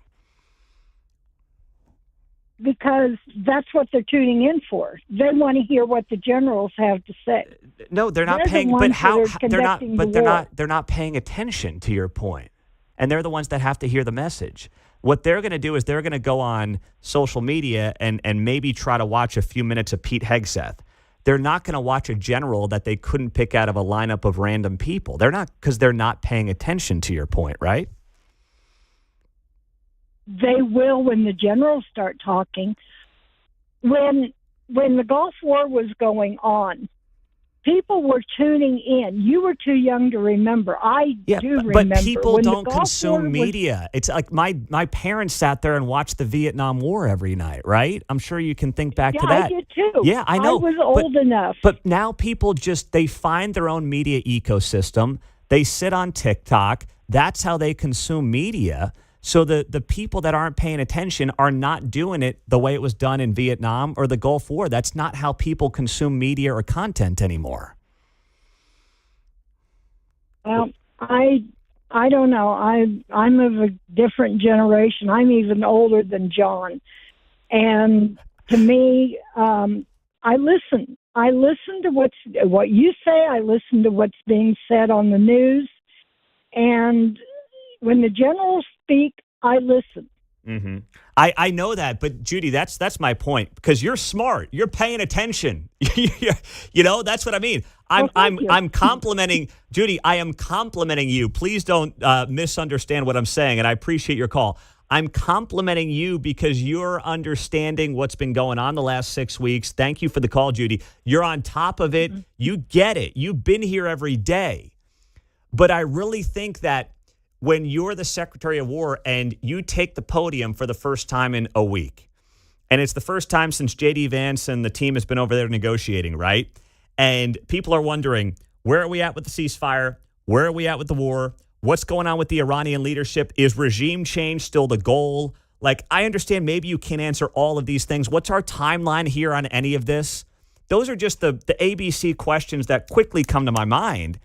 And if you're the Secretary of War and you got the bully pulpit, you got the microphone, you got to give people a couple of snippets like that. And then if you want to blast the press and kill the media for the coverage, I'm cool with that. Like, I don't have a problem with that. There's just got to be a little more juice to the whole thing. You could tell she's frustrated by the lack of attention span, probably from the younger generation, but that makes sense. I understand it. I get it. I wish that everybody was sitting down tonight watching the nightly news, and we had an unbiased media that could report the nightly news, and you would sit there and you would watch war coverage and really be tuned in and locked in as to what was going on with our brave men and women overseas, fighting for our freedom here and also in the process trying to help the people of Iran. I wish that. It's not the world we live in. So please also view the critique through the prism of how you reach the people who aren't paying attention, the best possible way to do it, and why my critique is really through that prism of how people consume media, how to reach the people who aren't paying attention, and the best opportunity and chances to try to do that. It's not really about this audience that's obviously listening to this show because they want to know what's going on and they want to be engaged as to what's going on. You've been, here for 6 weeks following the war. But these moments really aren't about us. They've got to be about reaching people to try to sway people back in your direction and bring them to your side and into your corner. And that's where you did not get a lot of the answers that you needed, and you certainly didn't get those little sound bites that you need that are going to make people say, hey, I wasn't really paying attention. I don't totally know what's going on, but I understand that. Or I get the goal here. Or I see the black and white as to what the end mission is of this whole thing. Because, by the way, is the mission still regime change? Because we know we still have the bad actors involved in running the place. Is that the goal, to let the Iranian people take over the country with some brand new kind of Western-ish regime? Or is that now off the table and it's like, we'll come to an agreement with the mullahs as long as they do not have nuclear capabilities? I don't know. I don't have the answer. Coming up next, Charlie Gasparino at 8:30 on KCMO. Ask Mundo Anything is half hour away, but there was an immigration, and not a debate, but roundtable that took place last night in Kansas City. The main takeaways we'll tell you about next.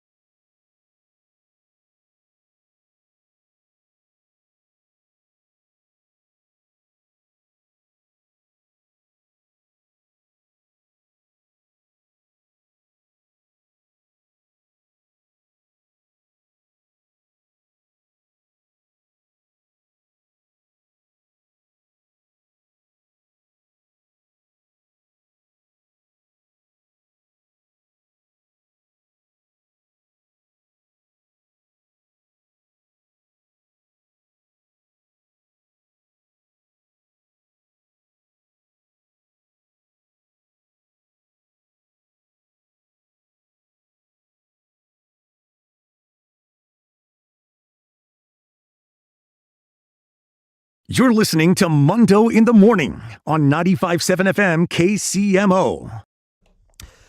So last night here in Kansas City, there was an event put on by our friends over at American Public Square, Breaking the Ice.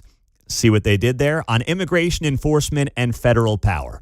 And it was an event at the Medallion Theater, and it included Micah Kubik, who is the executive director of the ACLU of Kansas. It had on a former ICE director, a local immigration attorney, and Sean Smith, who is a Jackson County lawmaker.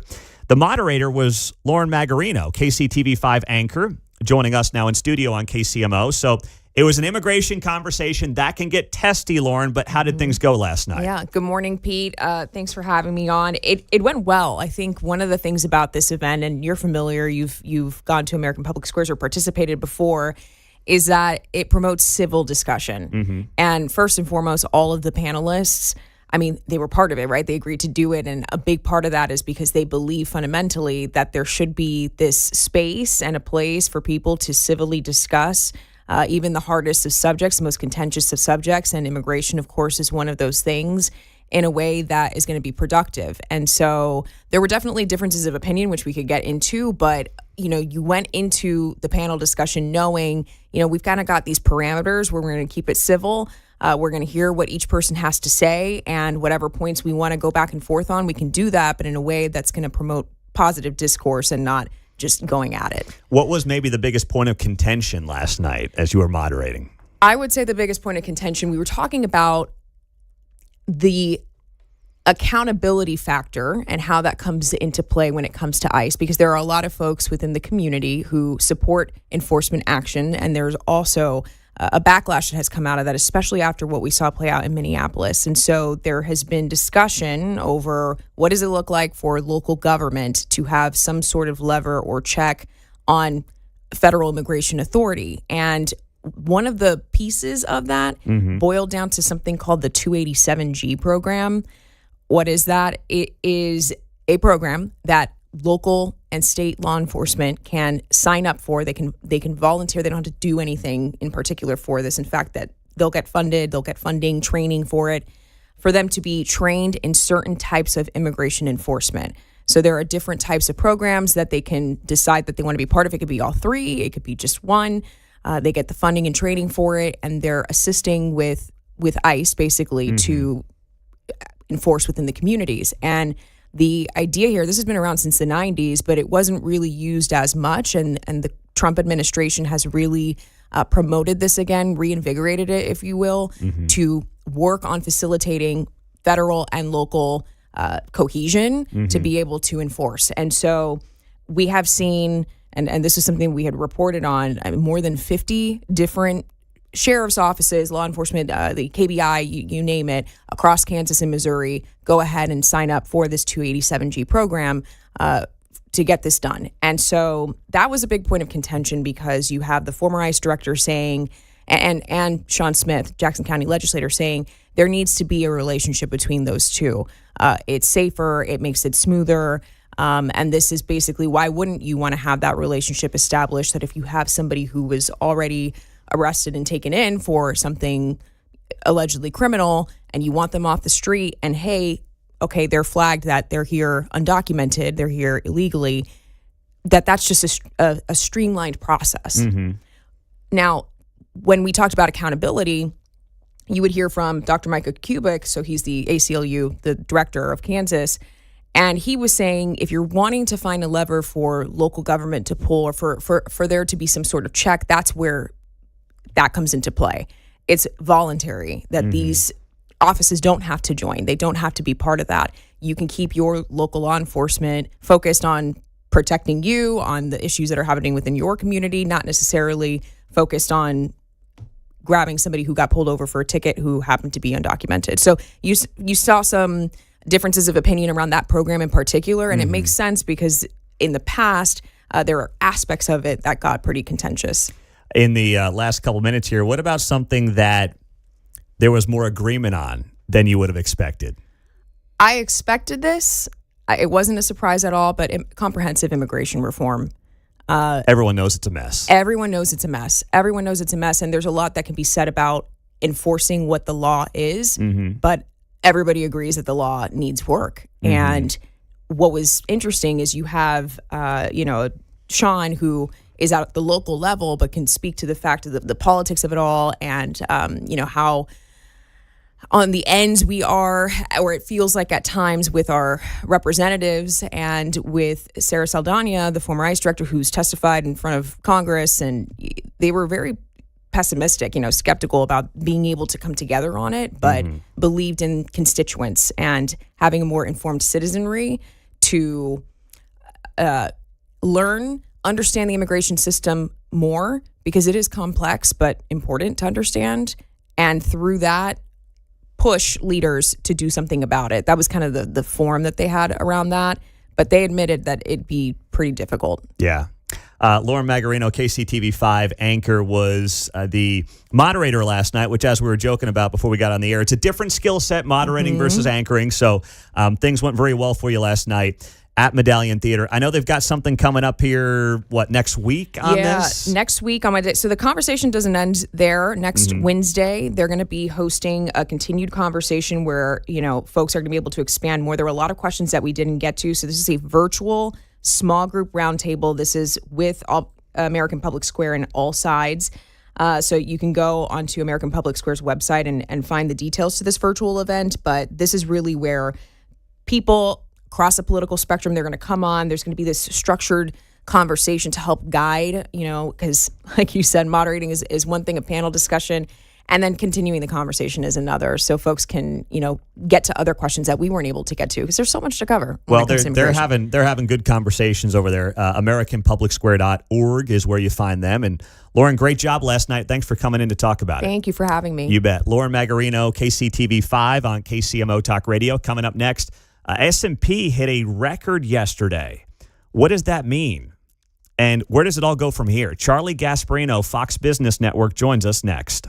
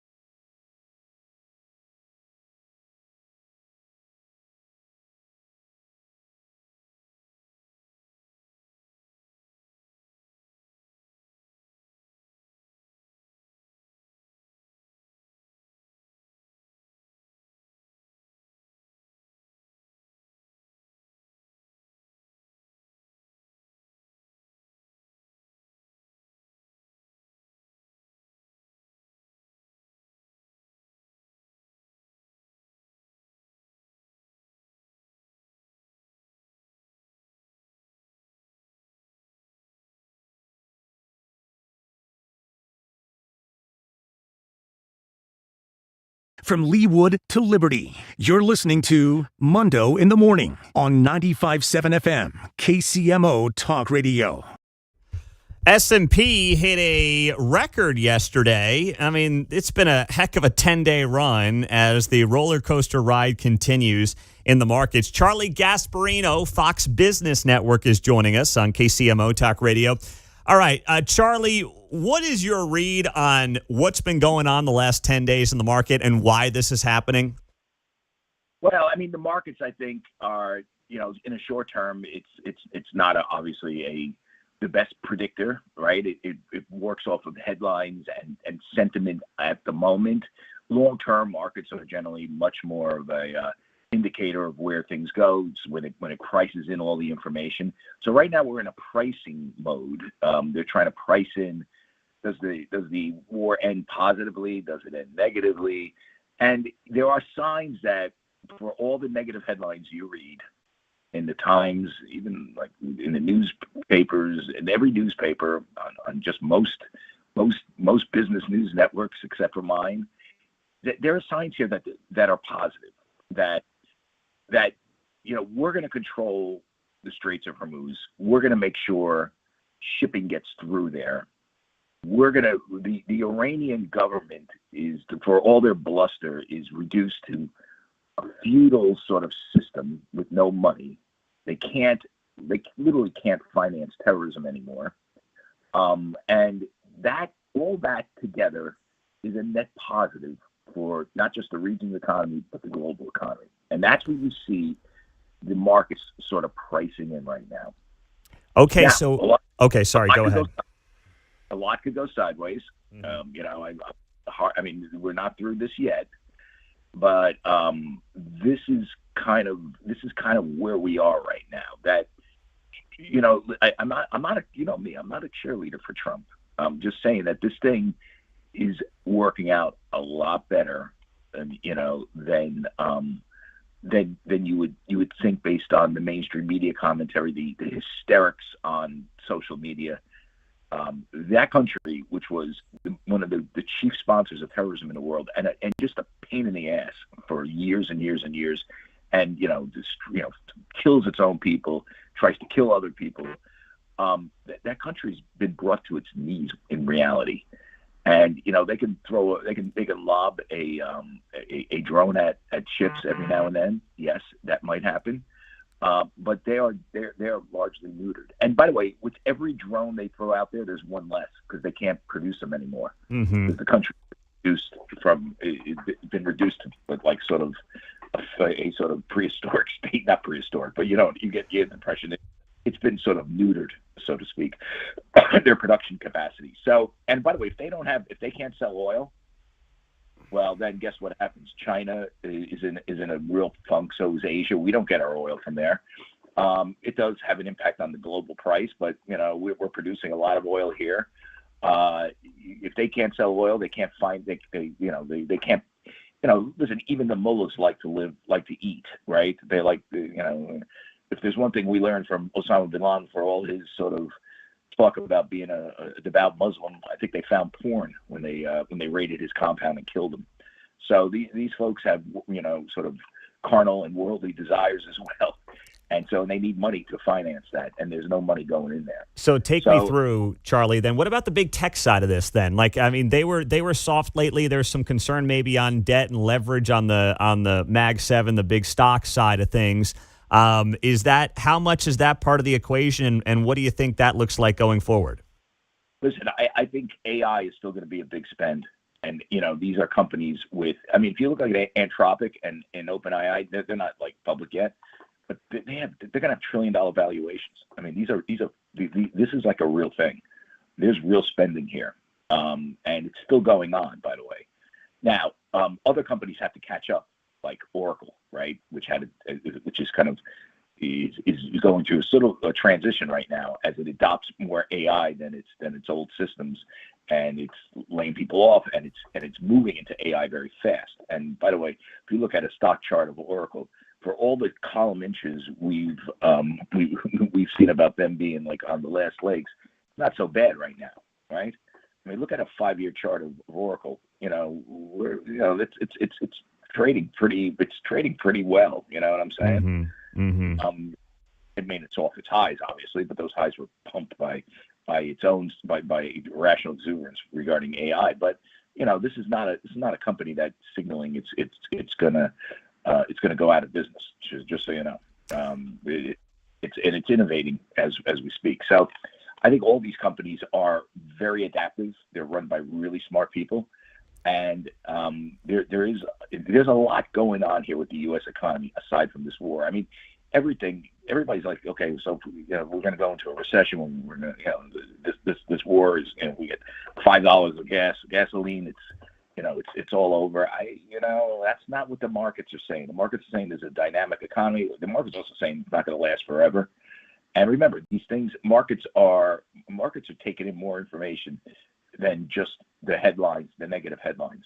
Larry, very positive on his earnings call. He hedges when he talks about the war. But on his earnings call, he was talking about how he thinks the Middle East is still going to be a driver of economic growth going forward. By the way, if you don't have Iran to be messing in the sandbox, so to speak, or a neutered Iran messing in the sandbox, I mean, there's more money, going to flow to that area. I mean, by the way, they're going to have to build out infrastructure that circumvents the Strait of Hormuz. There's going to be spending in that. Now it's interesting if you saw like Saudi Arabia is sort of mothballing its golf league, the LIV. Yeah, Live Golf's going away. Yeah. Oh, but why is that? I mean, is there like the Times positive? There's a limit to money. Yeah, there is a limit to money because they're spending so much money on so many other things. Yeah, including a city, including AI build out, tech build out. I mean, that's an easy one to cut. You know what I'm saying? Yeah. I got a couple minutes, Charlie. I just want to ask you, too, about tax day yesterday. Scott Besson, highlighting what half of people got the increase in tax returns. And, you should look at adjusting your withholdings maybe because you can give yourself a natural raise because tax rates have come down for most people. How much do you think that matters into what's going on with the markets and the economy at large here in the next minute or so? I mean, I wish I could say that I was personally benefited from that because I just shelled out a lot of money on taxes. But yeah, sure, you know what I'm saying? I mean, I'm transitioning out of here, so to speak. But I mean, I think it does help. I really do. Particularly if you can show a address in Florida or something, New York or California. I mean, that's the whole thing here. I mean, people talking about, all these gas price increases and everything.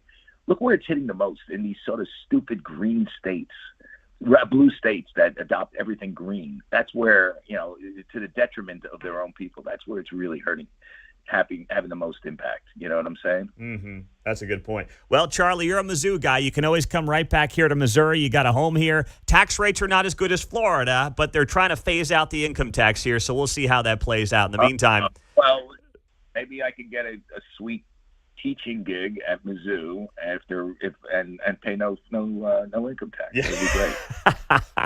There you go. Charlie, thank you for coming on KCMO as always. We appreciate the time and the insight. We'll talk to you soon. You got it. All right. Great job. Charlie Gasparino on KCMO Talk Radio 95.7 FM. We are streaming as always on the KCMO Talk Radio app on a Thursday morning. Glad you're here. Glad you're joining us. Markets open up this morning as well. So positive start for the markets. Up another 100 points on the Dow, a couple of points on the S&P. So not a ton of traction, but opening up in the green.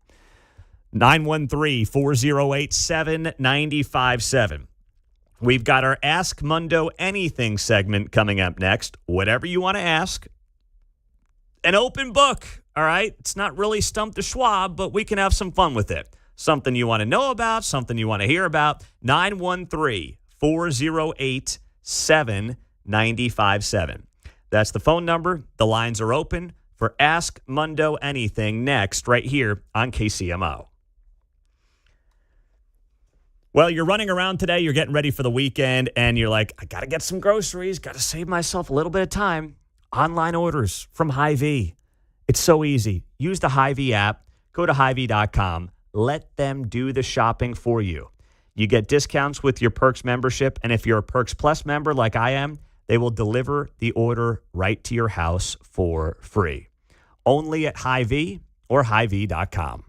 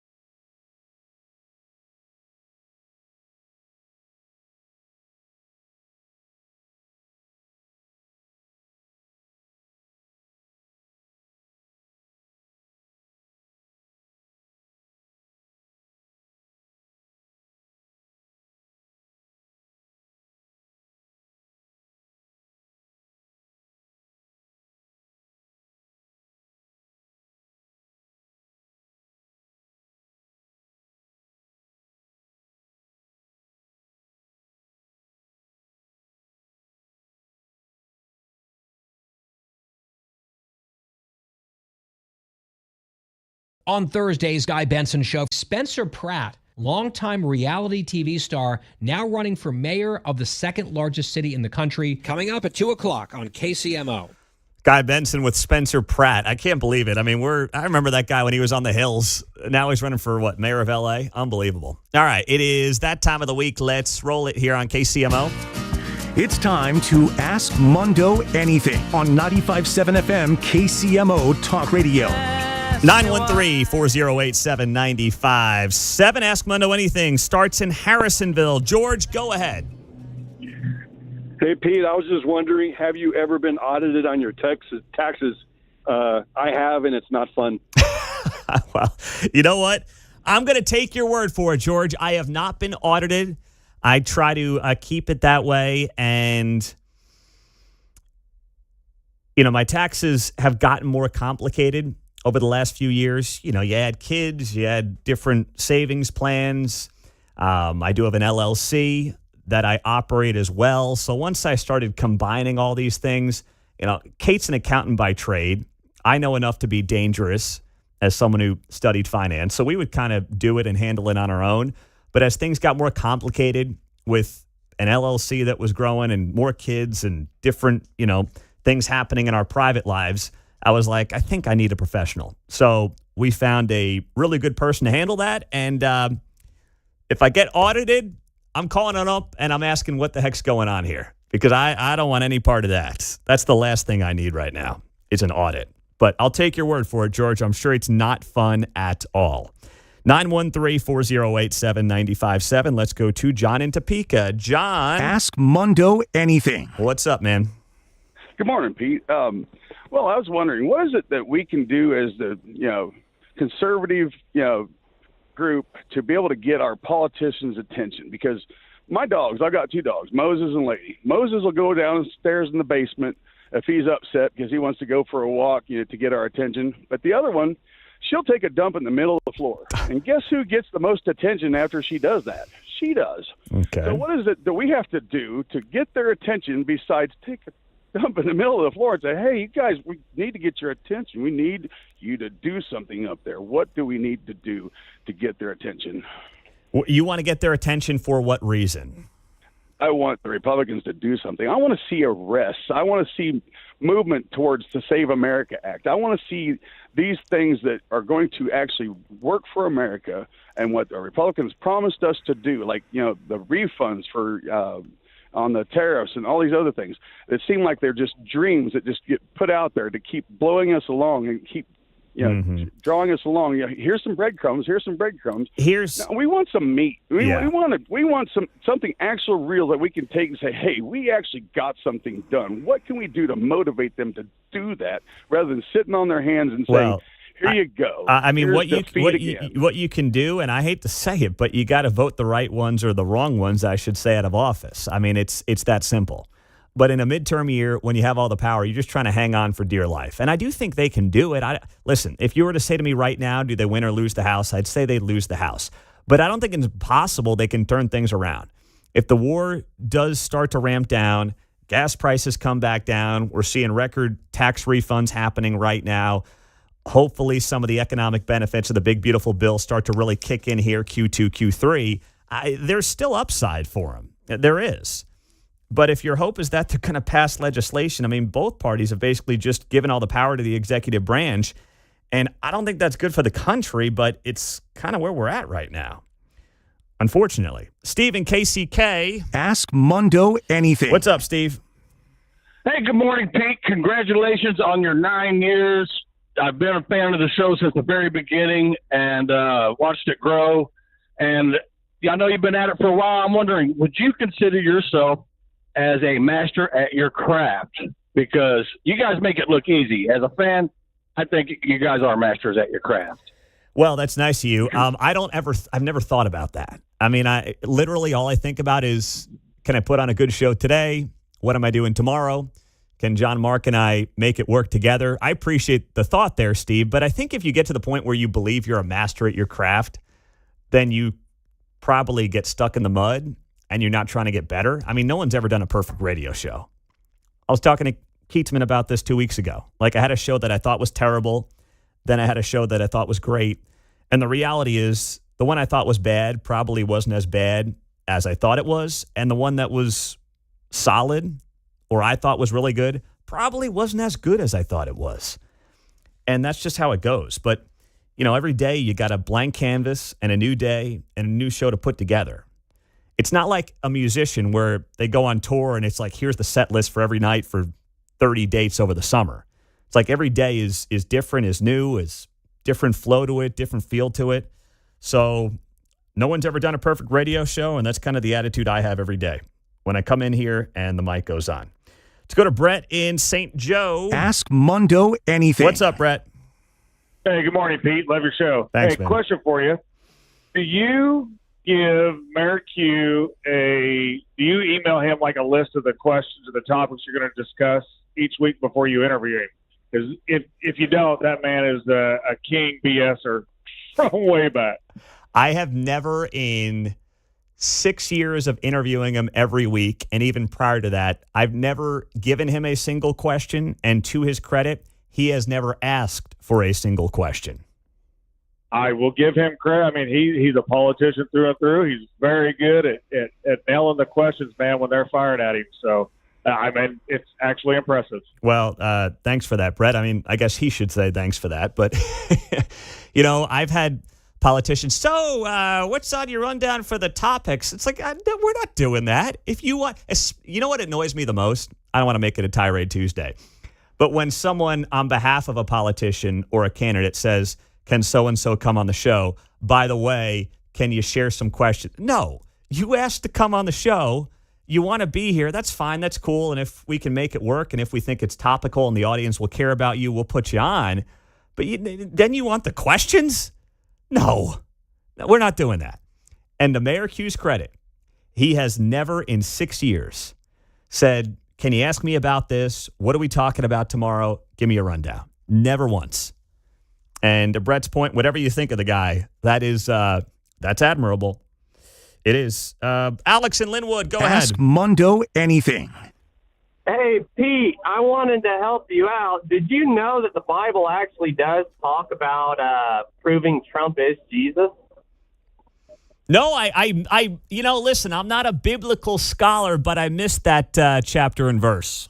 Well, I'm a little bit shy of a scholar, but I'm pretty close. But somewhere in the Old Testament, it talks about what Jesus looks like, and it says something along the lines of he has no beauty or physical attractions that you would attract you to him. Oh, really? All right. So, well, I hate to call my old buddy Trump ugly, but he is an ugly turd. Okay, I mean, you got it off your chest and you stumped me on that one. I'll have to skim through the Bible on my nightstand right now when I get home tonight and dig into that because reading through the book of Luke right now. I got to go back to the Old Testament and find that one. Yeah, though. basically saying he can blend in with a crowd, kind of. Yeah, I mean, you're the son of a pastor. You should know the verse about Trump being ugly or something. Is that in Trump, there? but Jesus. Yeah. Oh, okay. All right. Well, not ugly even though. I don't know where he got that from. Just he could blend in with the crowd. All right, he's a normal dude. Mark's dad's a pastor. We got to get him on the horn on this. Ask Mundo anything. Last one, Joe and KC. Go real quick. Good morning, Pete. Hey, I was just wondering, what's your opinion on the Royals' cruddy-looking new uniforms? Yeah, well, if I was trying to figure out what to wear to a pride parade, I know what I'd wear. It's kind of all I got. Maybe a No Kings rally? I don't know. I thought they had a kind of intramural softball look, too. Yeah, it's just, I don't get it. I don't get it. Purple on dudes' jerseys? Come on. It's purple magenta, and pink. Pete. Oh, stop. Magenta. Stop. What is that all about? What guys like, I want to wear magenta today. What's magenta? It's purple. It just washes me out. Stop. Enough. Ugly. All right. Dangerous trend is growing. We got to fix it and solve it next.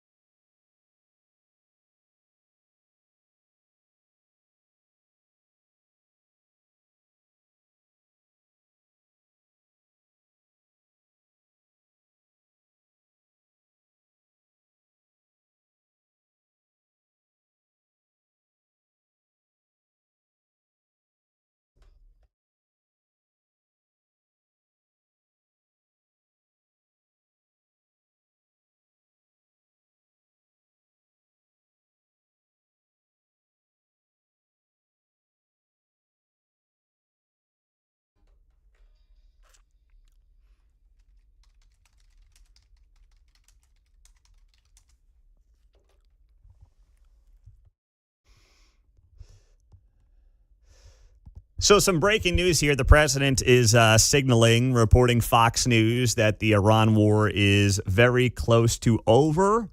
That is the headline right now as we hit the 9 o'clock hour from Fox News. Okay, that's a good thing, but that also didn't come this morning from Pete Hegseth, which is interesting. I mean, I think that's your headline right there. If that's true, and I don't have any way of knowing, I'm just going based to what Fox News is reporting right now, that the war is close to over. That's great. I mean, assuming we get the deal that we want, that's fantastic. That means that mission accomplished, at least most of the mission accomplished. And it means that, the nuclear capabilities have either been removed from Iran or at the very least have been severely, severely damaged. But who doesn't like hearing that? That's where I would have led things this morning if I was Pete Hegseth. But, Pete Hegseth kind of chose the approach of choose wisely, Iran. We want to get a deal. We're watching you. We're not afraid to keep fighting you. So I hope that obviously what we're hearing right now is true. And also the U.S. blockade on ports are ramping up pressure on Iran today as well. So all those things we are watching this morning as we hit the 9 o'clock hour right here on KCMO Talk Radio 95.7 FM. You can stream us on the KCMO Talk Radio app. So I saw this story and I was like, you've got to be kidding me. This is really a thing. There's a trend that is taking hold. And the report came from Fortune magazine. And it was talked about by Fox News here this week. The stay-at-home boyfriend is now an economic trend as more women than men go to work. Let's roll the Fox News report. Here's a headline for you. The stay-at-home boyfriend is now an economic trend as more women than men go to work. And the reason they found is that fewer young men, Maggie, are entering the workforce than their fathers, their parents were. Is this a trend that you are noticing personally? And what do you think about this? Yes, well, on the internet, we call those men NEET, so they're not in education, employment, or training. I think a lot of men feel really comfortable sitting online all day long. That's a very comforting space for them. And if they're being financially supported, whether by parents or a girlfriend, God knows why that woman chose them, then of course they can continue to do that. I think that's very disturbing. I would not have a stay-at-home boyfriend. Yeah. Well, I'll tell you what, if any of these girls come home one day and they're like, hey, Dad, I got a boyfriend. I want you to meet him. My first question is going to be, what does he do? Not that I'm going to judge what he does. Well, I may. Okay, I admit I may. But at the very least, he better have a job, or he better have a plan or a career in mind or something. He's got to have something. And if she introduces him or tells me he's her stay-at-home boyfriend, we got a real problem on our hands here, John. Interesting. They come up with a name for it. My grandparents had a name for that kind of stuff. Slacker, nerd, bum. Load. Yes, yeah, low exactly. life. Yep, cheapskate, whatever. Yeah. Freeloader. Now suddenly you're a nice demographic representation. Represent, bro. Yes. So here are the numbers from this Fortune magazine article. In the early 90s, men held nearly 7 million more jobs than women. The gap gradually shrank over 3 decades. It's now gone. We have a situation now as of early 26 that women hold more payroll jobs than men in the United States. So we can sit here and joke about this, and certainly, there are plenty of laughs to be had. Which, do you want to insert a laugh track for me here before I go any further? No. Okay. All right. Well, what bothers me here, and what really does concern me, is that the quality of men, especially young men, is getting worse. And the problem with that is if you're someone like me and you've got 3 daughters, well, guess what? It takes 2 to tango. You want to be in a world one day where you have men who want women and women who have desirable men out there. And if there are fewer desirable men out there, that's not a good thing for women. It's not a good thing for the future growth of the country. And it's almost impossible to look at these numbers and not suggest the quality of the male has gone down over the last generation. I think it's an age-old thing because I'm going to say there are probably some guys listening going, I've got it going fine. Girlfriend's paying for everything. 6 months from now, dude, look, this isn't working for me. And the guys go, what the hell happened? Yeah. Right? Yeah. You're along for the ride. But this might be going okay for you for a while, but the woman's going to finally wake up. Mm-hmm. So to your point about your daughters, we're seeing the reinvigoration of young men at least going back to church. Yes. So I'd say there's a divide here. It's kind of an age-old problem, and it sounds like it's new when you call them neats or something, but they're just turds. So bums, right? Here's what I would say, because you're right to bring that up. There was actually a new Gallup poll that came out this morning that shows 42% of men aged 18 to 29 now say religion is very important in their lives. That is up from 28% just 4 years ago. So it's up 50% in young men who say religion is a very important part of their lives. Monthly religious attendance among young men has climbed to 40%, up from 33%. That's the highest level in over a decade, outpacing women for the first time. So the other way to interpret this is that there's a growing gap. Just like there is economically in this country, there's a growing gap. Like there's no middle ground anymore. You're either a really sharp young guy who hustles, who wants to go to church and or go to, practice your faith, or you're a freeloading stay-at-home boyfriend bum. Yeah. And like that middle ground, there's just really less in between. And we're seeing that socially, we're seeing that economically, we're seeing that religiously. Like the gaps are growing in everything that we do and partake in life right now. Religiously, right? It's not like you either have people who are right now really leaning into their faith or are just like, never, no way, no how, none of it's real, you're crazy. Like there's not that middle ground. Politically, there's not really a lot of that anymore either. So maybe this trend is just part of what we're seeing broadly across the country, which is scary as well, because if you don't get a good guy, well, you know what? Your other options, they're not that good right now. The stay-at-home boyfriend, and the other issue that we've had over the last generation. I understand we wanted to create a world, and I say this once again as the father of 3 daughters, where young girls felt like, hey, whatever you want to do with your life, career-wise, you can do just like men. That's cool. That's great. But it felt like we did it at the expense of young men. And it never needed to be that way. It's not a zero-sum game. We could have uplifted women and empowered women without having to drag down the guy.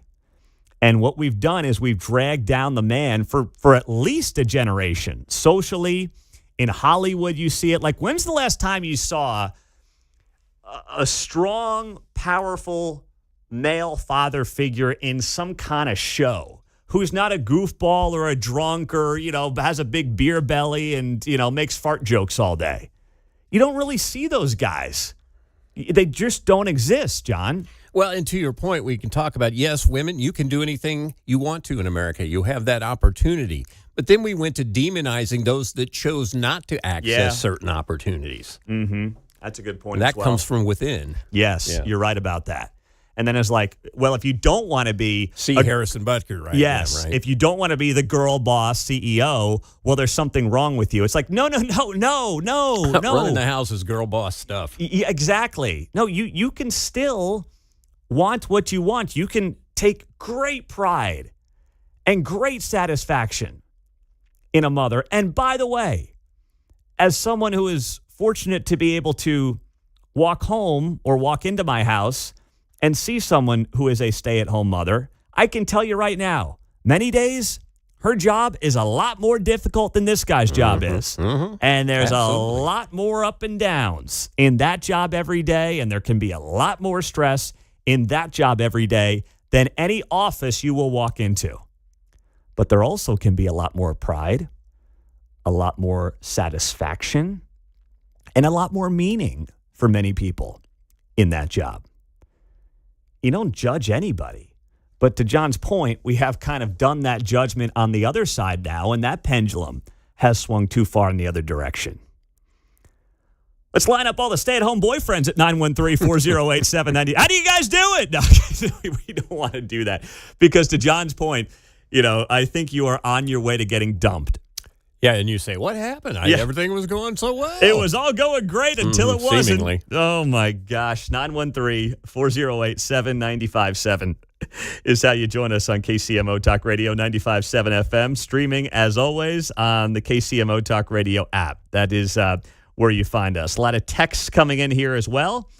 Pete, don't forget, payroll job is one thing, but some guys also have their own business. Now, I get it. I understand what you're saying there, but the trend doesn't change. The trend of women outpacing men in college graduation rates, that's happening too right now. Some of that might be because guys also are doing, more blue-collar work, or, I say air quotes blue-collar. They're making a lot of money, but they're air quote blue-collar jobs. There's some of that going on too, but the trends are undeniable. 913-408-7957. I tell you, join us on KCMO Talk Radio, 95.7 FM. We're streaming on the app as always. We'll get to your calls, and we'll also hear from the mayor of Kansas City this hour and what he said about the $600 million deal for the Royals. All that till Kietzman at 10 on KCMO.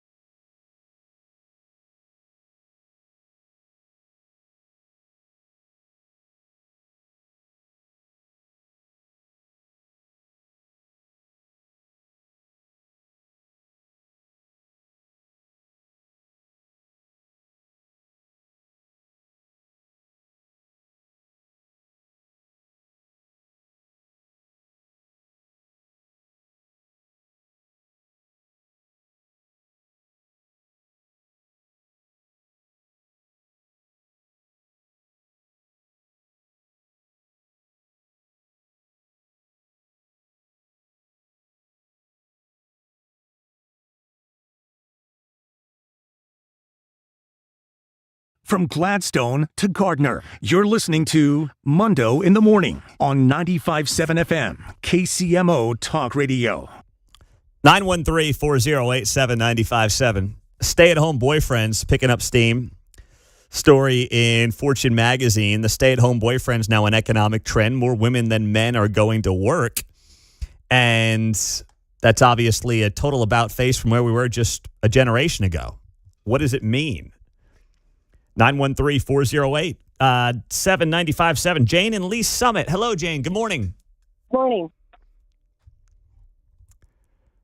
All right, Jane, the floor is yours. Hi. My son-in-law is a St. Louis detective, and they're best friends. She is a junior partner in a law firm, and her husband was on the SWAT team. And when they had children, he decided to stay home to take care of the kids because daycare is so expensive. Mm-hmm. That makes total sense, Jane, and that's not in any way what I'm talking about, because the stay-at-home boyfriend implies you're just dating and there's no children in the picture, right? But stay-at-home dad, when mom makes more money and the daycare math doesn't really work out and makes sense for both of you to keep working, that's to me a totally different conversation, and I agree with you that makes a lot of sense. But that's not, to me, that's different from the stay-at-home boyfriend. Oh, yeah. You know? Totally. So Yeah. I'm with you there, Jane. It's a good call, but I'm glad you brought it up because I'm sure some listeners were thinking the same thing. I've got friends I know that if they have little kids, if one of them were to stay home, it would be the husband just based on the economics. But that's a stay-at-home boyfriend? What are you doing all day? And that's just, if you're dating and you're not working and you don't have kids, what are you doing? Unless you're like going on mission trips and stuff, like what are you doing to be a net positive and value to society? Mary in Kansas City, you're on KCMO. Good morning, Mary. Hi, Pete. Thanks for taking my call. I have two little boys, so to meet your little daughters. Just kidding. But maybe you're not kidding. I might be hitting you up there one day, Mary. I mean, we got to work together on this. Yeah, you're right. I was a teacher for 8 years, and I decided when we had our two boys, I taught for a couple years with my oldest, and then when I got pregnant with my second, decided to stay home. And the real reason I did was because I saw how boys were treated in the education system and how school today is just not made for boys. And they're told to sit down, be quiet, don't ever move, don't, be hyper. And if they have any sort of what I would call boy attitude, disposition, they're immediately put on medicine or told you have to figure this out. And I think that kind of, if you start that in, really they're starting that in kindergarten, as you trickle up, boys are constantly, put down, told to stay quiet. That what are they going to do when they become boyfriends? They're going to be like, well, I'm not worth anything anyway. I was never allowed to be my true self. So I'm just going to they don't really have any dream or drive to do anything, really. If you don't mind me asking, Mary, how old are you? I am 32. Okay, so we're more or less not the same age, but you're a few years younger than me. So the school day is too long for boys. I mean, it's too long for anybody, but it's too long for especially boys because of exactly what you're talking about. And it seems like the girls are the ones who excel in class. The boys are being knuckleheads. And there was always the boy or two who was a knucklehead, but the boys are not challenged to achieve in the classroom like it seems like the girls are, and the days are just too long. Yeah. It's too long, and it's just they don't get enough breaks. Like, my boys are being the quietest they've ever been, and they're in the back seat. But they don't get enough breaks through recess. They, in my classroom, we would try to do brain breaks, but that's just not enough for the testosterone that is pulsing through little boys that people don't understand.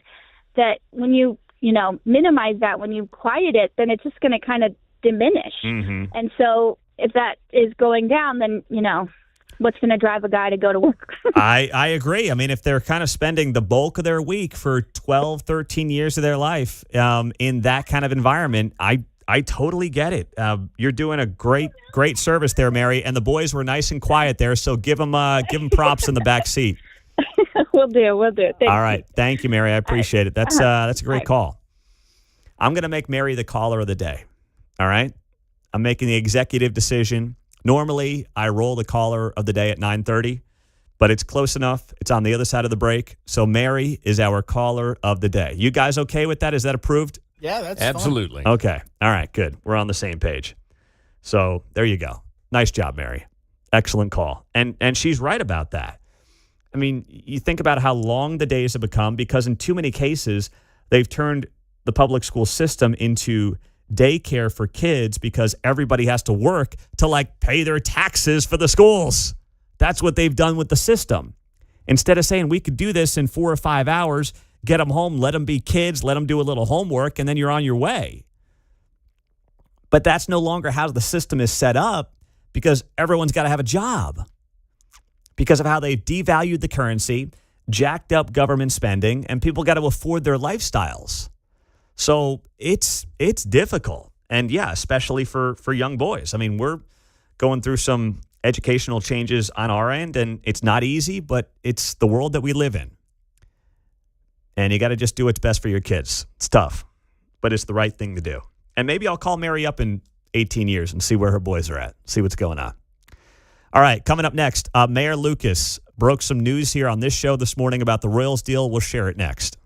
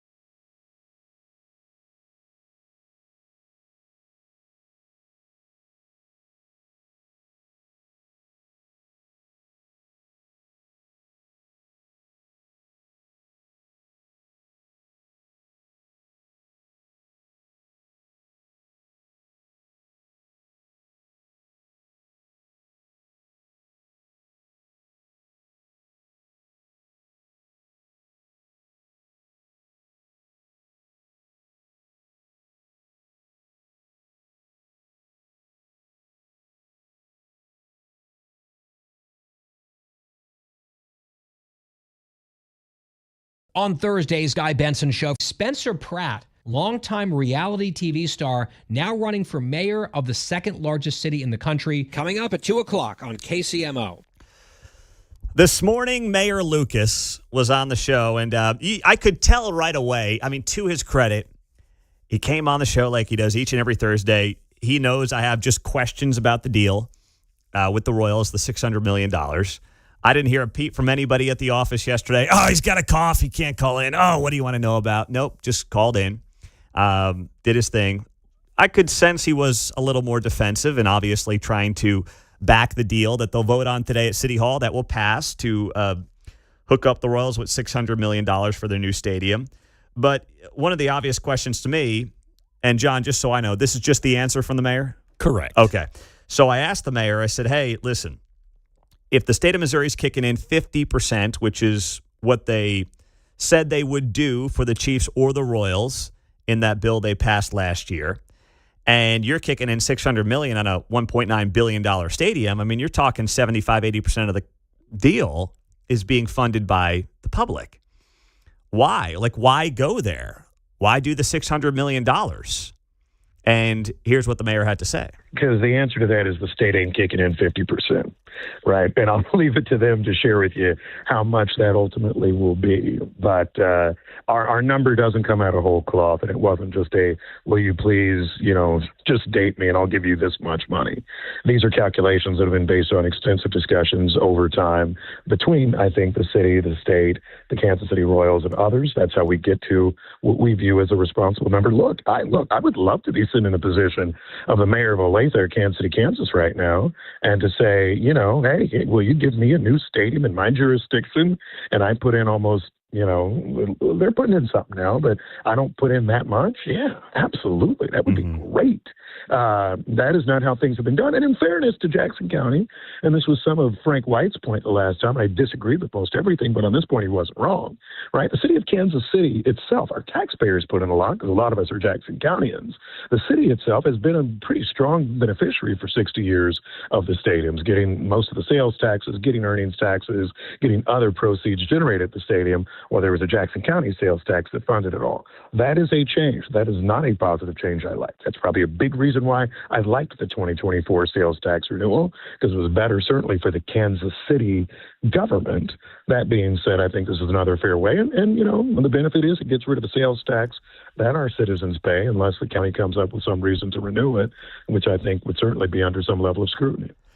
So there was a lot there from the mayor. I mean, as always, 90 seconds, and you better be listening real hard. But I'm writing things down so you can kind of do your thing, and I'll take you through what he said when there, John. I cut those out, I usually have to go back and forth through the middle of them going, is this 2 or 3 questions? No, that was 1. That was 1. So the headline there is that Missouri will not kick in 50% of the stadium cost. That is news. It was somewhat assumed that the state of Missouri was going to kick in 50% for the Chiefs or the Royals, but what you're hearing now from the mayor is they're not going to, and he'll let the state share what exactly their plans are. So once again, this is where, not from everybody, but at least from those of us who, still have questions about the deal, you've got the city being left out to dry because no one's really given us a lot of details as to what's going on here with this whole negotiation. And I'm not saying we have to know everything, but they would help themselves with sharing a little bit more than they have. If there's truly a partnership between the city, the county, and the state, well, man, they're not exactly doing a good job of projecting that right now. He goes on the note, does the mayor, we will remove the 3/8 cent sales tax, of course, that would have been renewed for the stadium a couple of years ago that the voters got rid of. And he rightfully noted that will go away. And if they try to renew that for something else, that would be under a fair level of scrutiny. And he's right to also point that out. So I believe there are Jackson County lawmakers who would love to roll over the 3/8 cent sales tax and earmark it for some absolute bureaucratic garbage. They'll be like, we'll do it for affordable housing or mental health care or, whatever wacky, crazy left-wing proposition they want to throw out there. But that's also why when you talk about having a county executive like Phil Lavoda on board, it's important to have somebody like that there who's going to be responsible when it comes to your taxes. Because if not, they'll try to roll over a 3.8-cent sales tax for absolute garbage. I could absolutely see that happening. And the mayor's right to note that, hey, that would come under some level of scrutiny, if not a lot of scrutiny. He goes on to say as well, he said, hey, Kansas City's had a pretty good deal here because the sales tax that was direct money to the Royals and the Chiefs was a countywide tax, but Kansas City reaped a lot of the benefit when it came to sales tax revenues and when it came to, earnings tax monies and things like that. So Kansas City got a lot of the benefit, but the county shouldered a lot of, the taxes for it. So he's right to note that's why he was a proponent of the 2024 deal. But if you want to go back and relitigate that, the mayor came out in favor of it 2 days before, or maybe it was like 4 days before. Within a week of that thing going to the ballot, the mayor finally came out like the Saturday prior to the Tuesday vote. It was so late in the process. He was not all in on that thing until the very end, and he had to be in it earlier, and the city as a whole had to be in it earlier if it had any chance of getting through. But that was one of the many mistakes that was made 2 years ago that I won't relitigate right now. But the question now for the state is, all right, what are they doing? And the other thing that the Royals could announce tonight, the minute this vote passes and the minute the city council says, here's your $600 million and we'll back the bonds, which means the taxpayer will cover any shortfalls, just like power and light. The Royals, if they really want to be partners with the city and if they really want to show good faith, they've got to say, thank you. And here is our $1 to $2 billion in private investment plans on top of what's going on with the stadium. They've got to do that for their own sake and for the sake of the city that just gave them $600 million from the taxpayer. That would be just the right thing to do. It's not even a take either way or picking sides. That would just be the right thing to do. If you want to take that money from the taxpayer and you want to claim that's a good investment, fine. I mean, we can have that debate. All right? I might disagree with it, but we can have the debate. But then if you say, by the way, we've got $1.5 billion plus dollars, and I've heard the number for the stadium's 1.9, but the whole thing from sources I've talked to could be 3.5. Okay, if that $1.6 billion is going into private investment, roll out the red carpet, show us what it looks like, because that takes some pressure. I'm not saying it makes it a great deal financially, but it takes some pressure off the city and off City Hall, where at least you're showing, here's what we're going to do on our end, and here's what this looks like, whether it's reimagining, as much as I hate that word, Crown Center, or doing something different with the facility around it. We're going to be good stewards, and we're going to be good partners, and here's the grander plan. That would be the right thing to do and the right way to handle this. And that's all I'm interested in. A fair deal. Everybody's got some skin in the game. I'm not naive to how this works.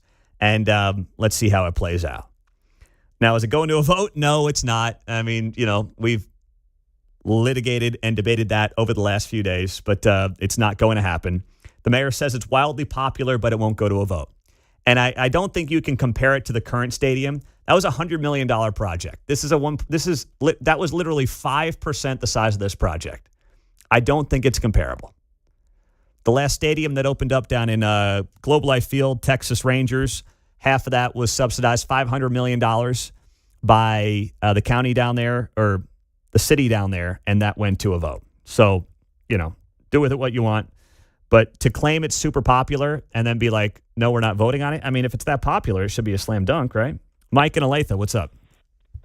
Dude, your point is exactly right, because if they screw this one up when they've got the first positive momentum of the populace, then they're really stupid. Because right now, nobody's ever been this positive about it. Wait, when you say they, you mean the Royals or the city? Yes, the Royals. The Royals have positive vibe going right now with this opportunity, and people are going, wait, I can see this. Take it, let's go, and let's be done talking about it. Let's start looking at the future. This is their chance today to gain some take the positive vibes they have never had and use it. They can just win over a lot of people. You know, they Yes, really have yes. the opportunity to do that. Yeah, get behind it, and guess what? You'll get support, because right now, I mean, people like me that were just frustrated with the whole stupid process like you were, come on, take advantage. Don't be dumb. Let's go. Well, don't be dumb. That's not something they've been very good at. Hey, that's okay. All right. Hey, forget the history. Take it and let's be gone. The rearview mirror is over. Yeah. Look forward. Let's go. I mean, the PR side of this has just been a disaster. Let's be honest. Disaster. Regardless of whether you like this, you don't like it, you're a fan of it, you want to back the bonds, you don't want to back the bonds. It doesn't matter. The PR side has not been good. 100%. All right. I agree. Thanks, Mike. Appreciate you, man. Have a great day. All right. We'll see how it all plays out, but today at City Hall is the vote, and expect it to pass. You know, the text line's always interesting because people obviously are all going to have different takes, and some people agree. Some of you say, hey, get over it. But I thought this was compelling on the text line this morning when I got the text that said, Pete, I'm sick of hearing you talk about the stadium because you're a defeatist about it. It's not over yet. I'm like, no, it's not over yet. But my prediction is it will pass City Council today. 11-2 would be the over-under on yes votes is probably 10.5. If you want to find those odds on FanDuel, if they exist, that would be my bet. Maybe you find a 10-3 vote. The mayor makes it 13. Maybe you find someone to join in dissenting with Nathan Willett and Jonathan Duncan. But, I mean, it's not going to be close. It's not. So it's not a defeatist attitude. It's just I'm not going to sit here and lie to you and be like, it might be close, just like the earnings tax. I mean, was that a defeatist attitude when I said it's going to pass? No, because it was going to pass. It doesn't mean I like it or it's good policy. It's just it was going to pass. That's all. As we put a bow on the show, where do you think the United Kingdom would rank compared to the 50 United States? The 50 states here in the U.S., where would the UK rank when it comes to income? Would it be a richer state, a poorer state? And what do the Brits think about themselves on this front? We have that for you next.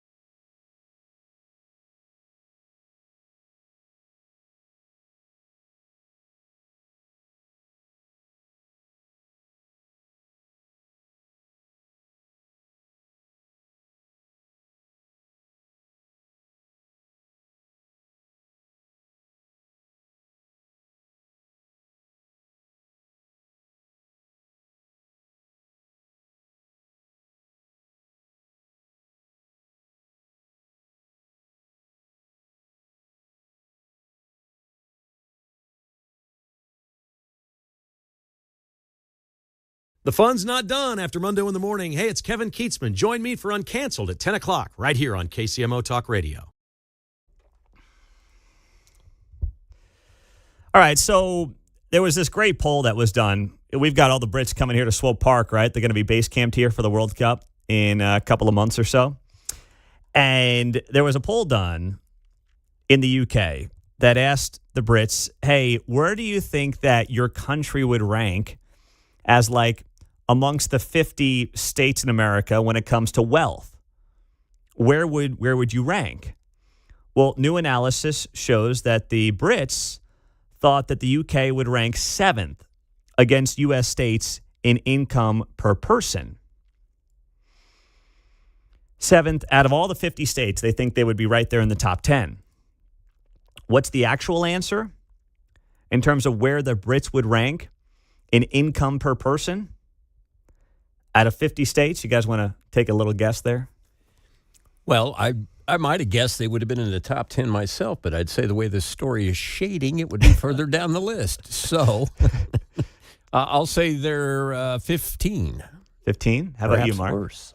I would say they're in the top 40, so maybe 38. Okay. How about 51st? Wait a minute. Wait a minute. Not Yes. even top 50. They would be below Mississippi, which is the poorest state in the United States. Mississippi is richer than the United Kingdom. Probably have to put Canada in there between them, too. Right? You may have they to may be do further that. down the list than they realize. You may have to do that. So first off, it Wonder shows they eat what they eat. It shows the arrogance of the Brits. And then it also, you think about how Mississippi is portrayed, which Mississippi is not how it's been portrayed.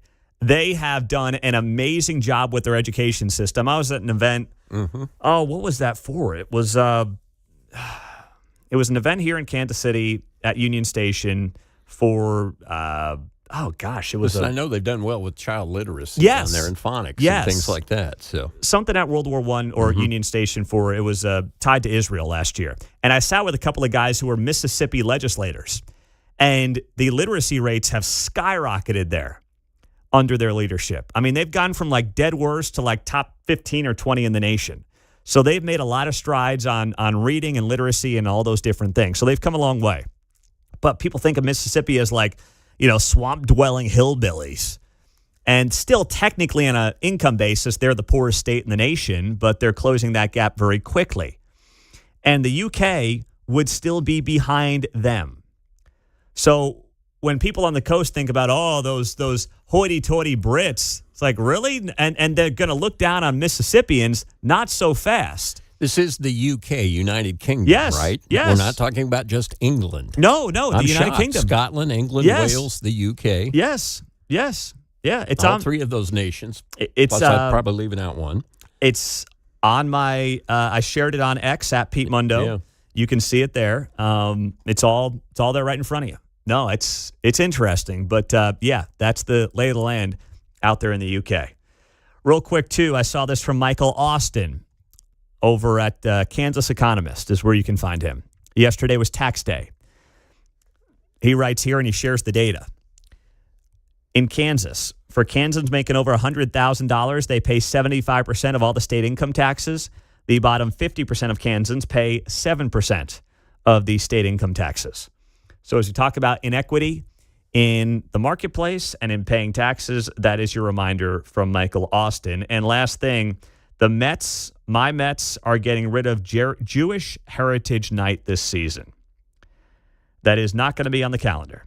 But they will still recognize Italians, Puerto Ricans, Japanese, Koreans, Irish, Dominicans, Mexicans, Black Legacy Night, and Pride celebrations. But Jewish Heritage Night is out with the New York Mets.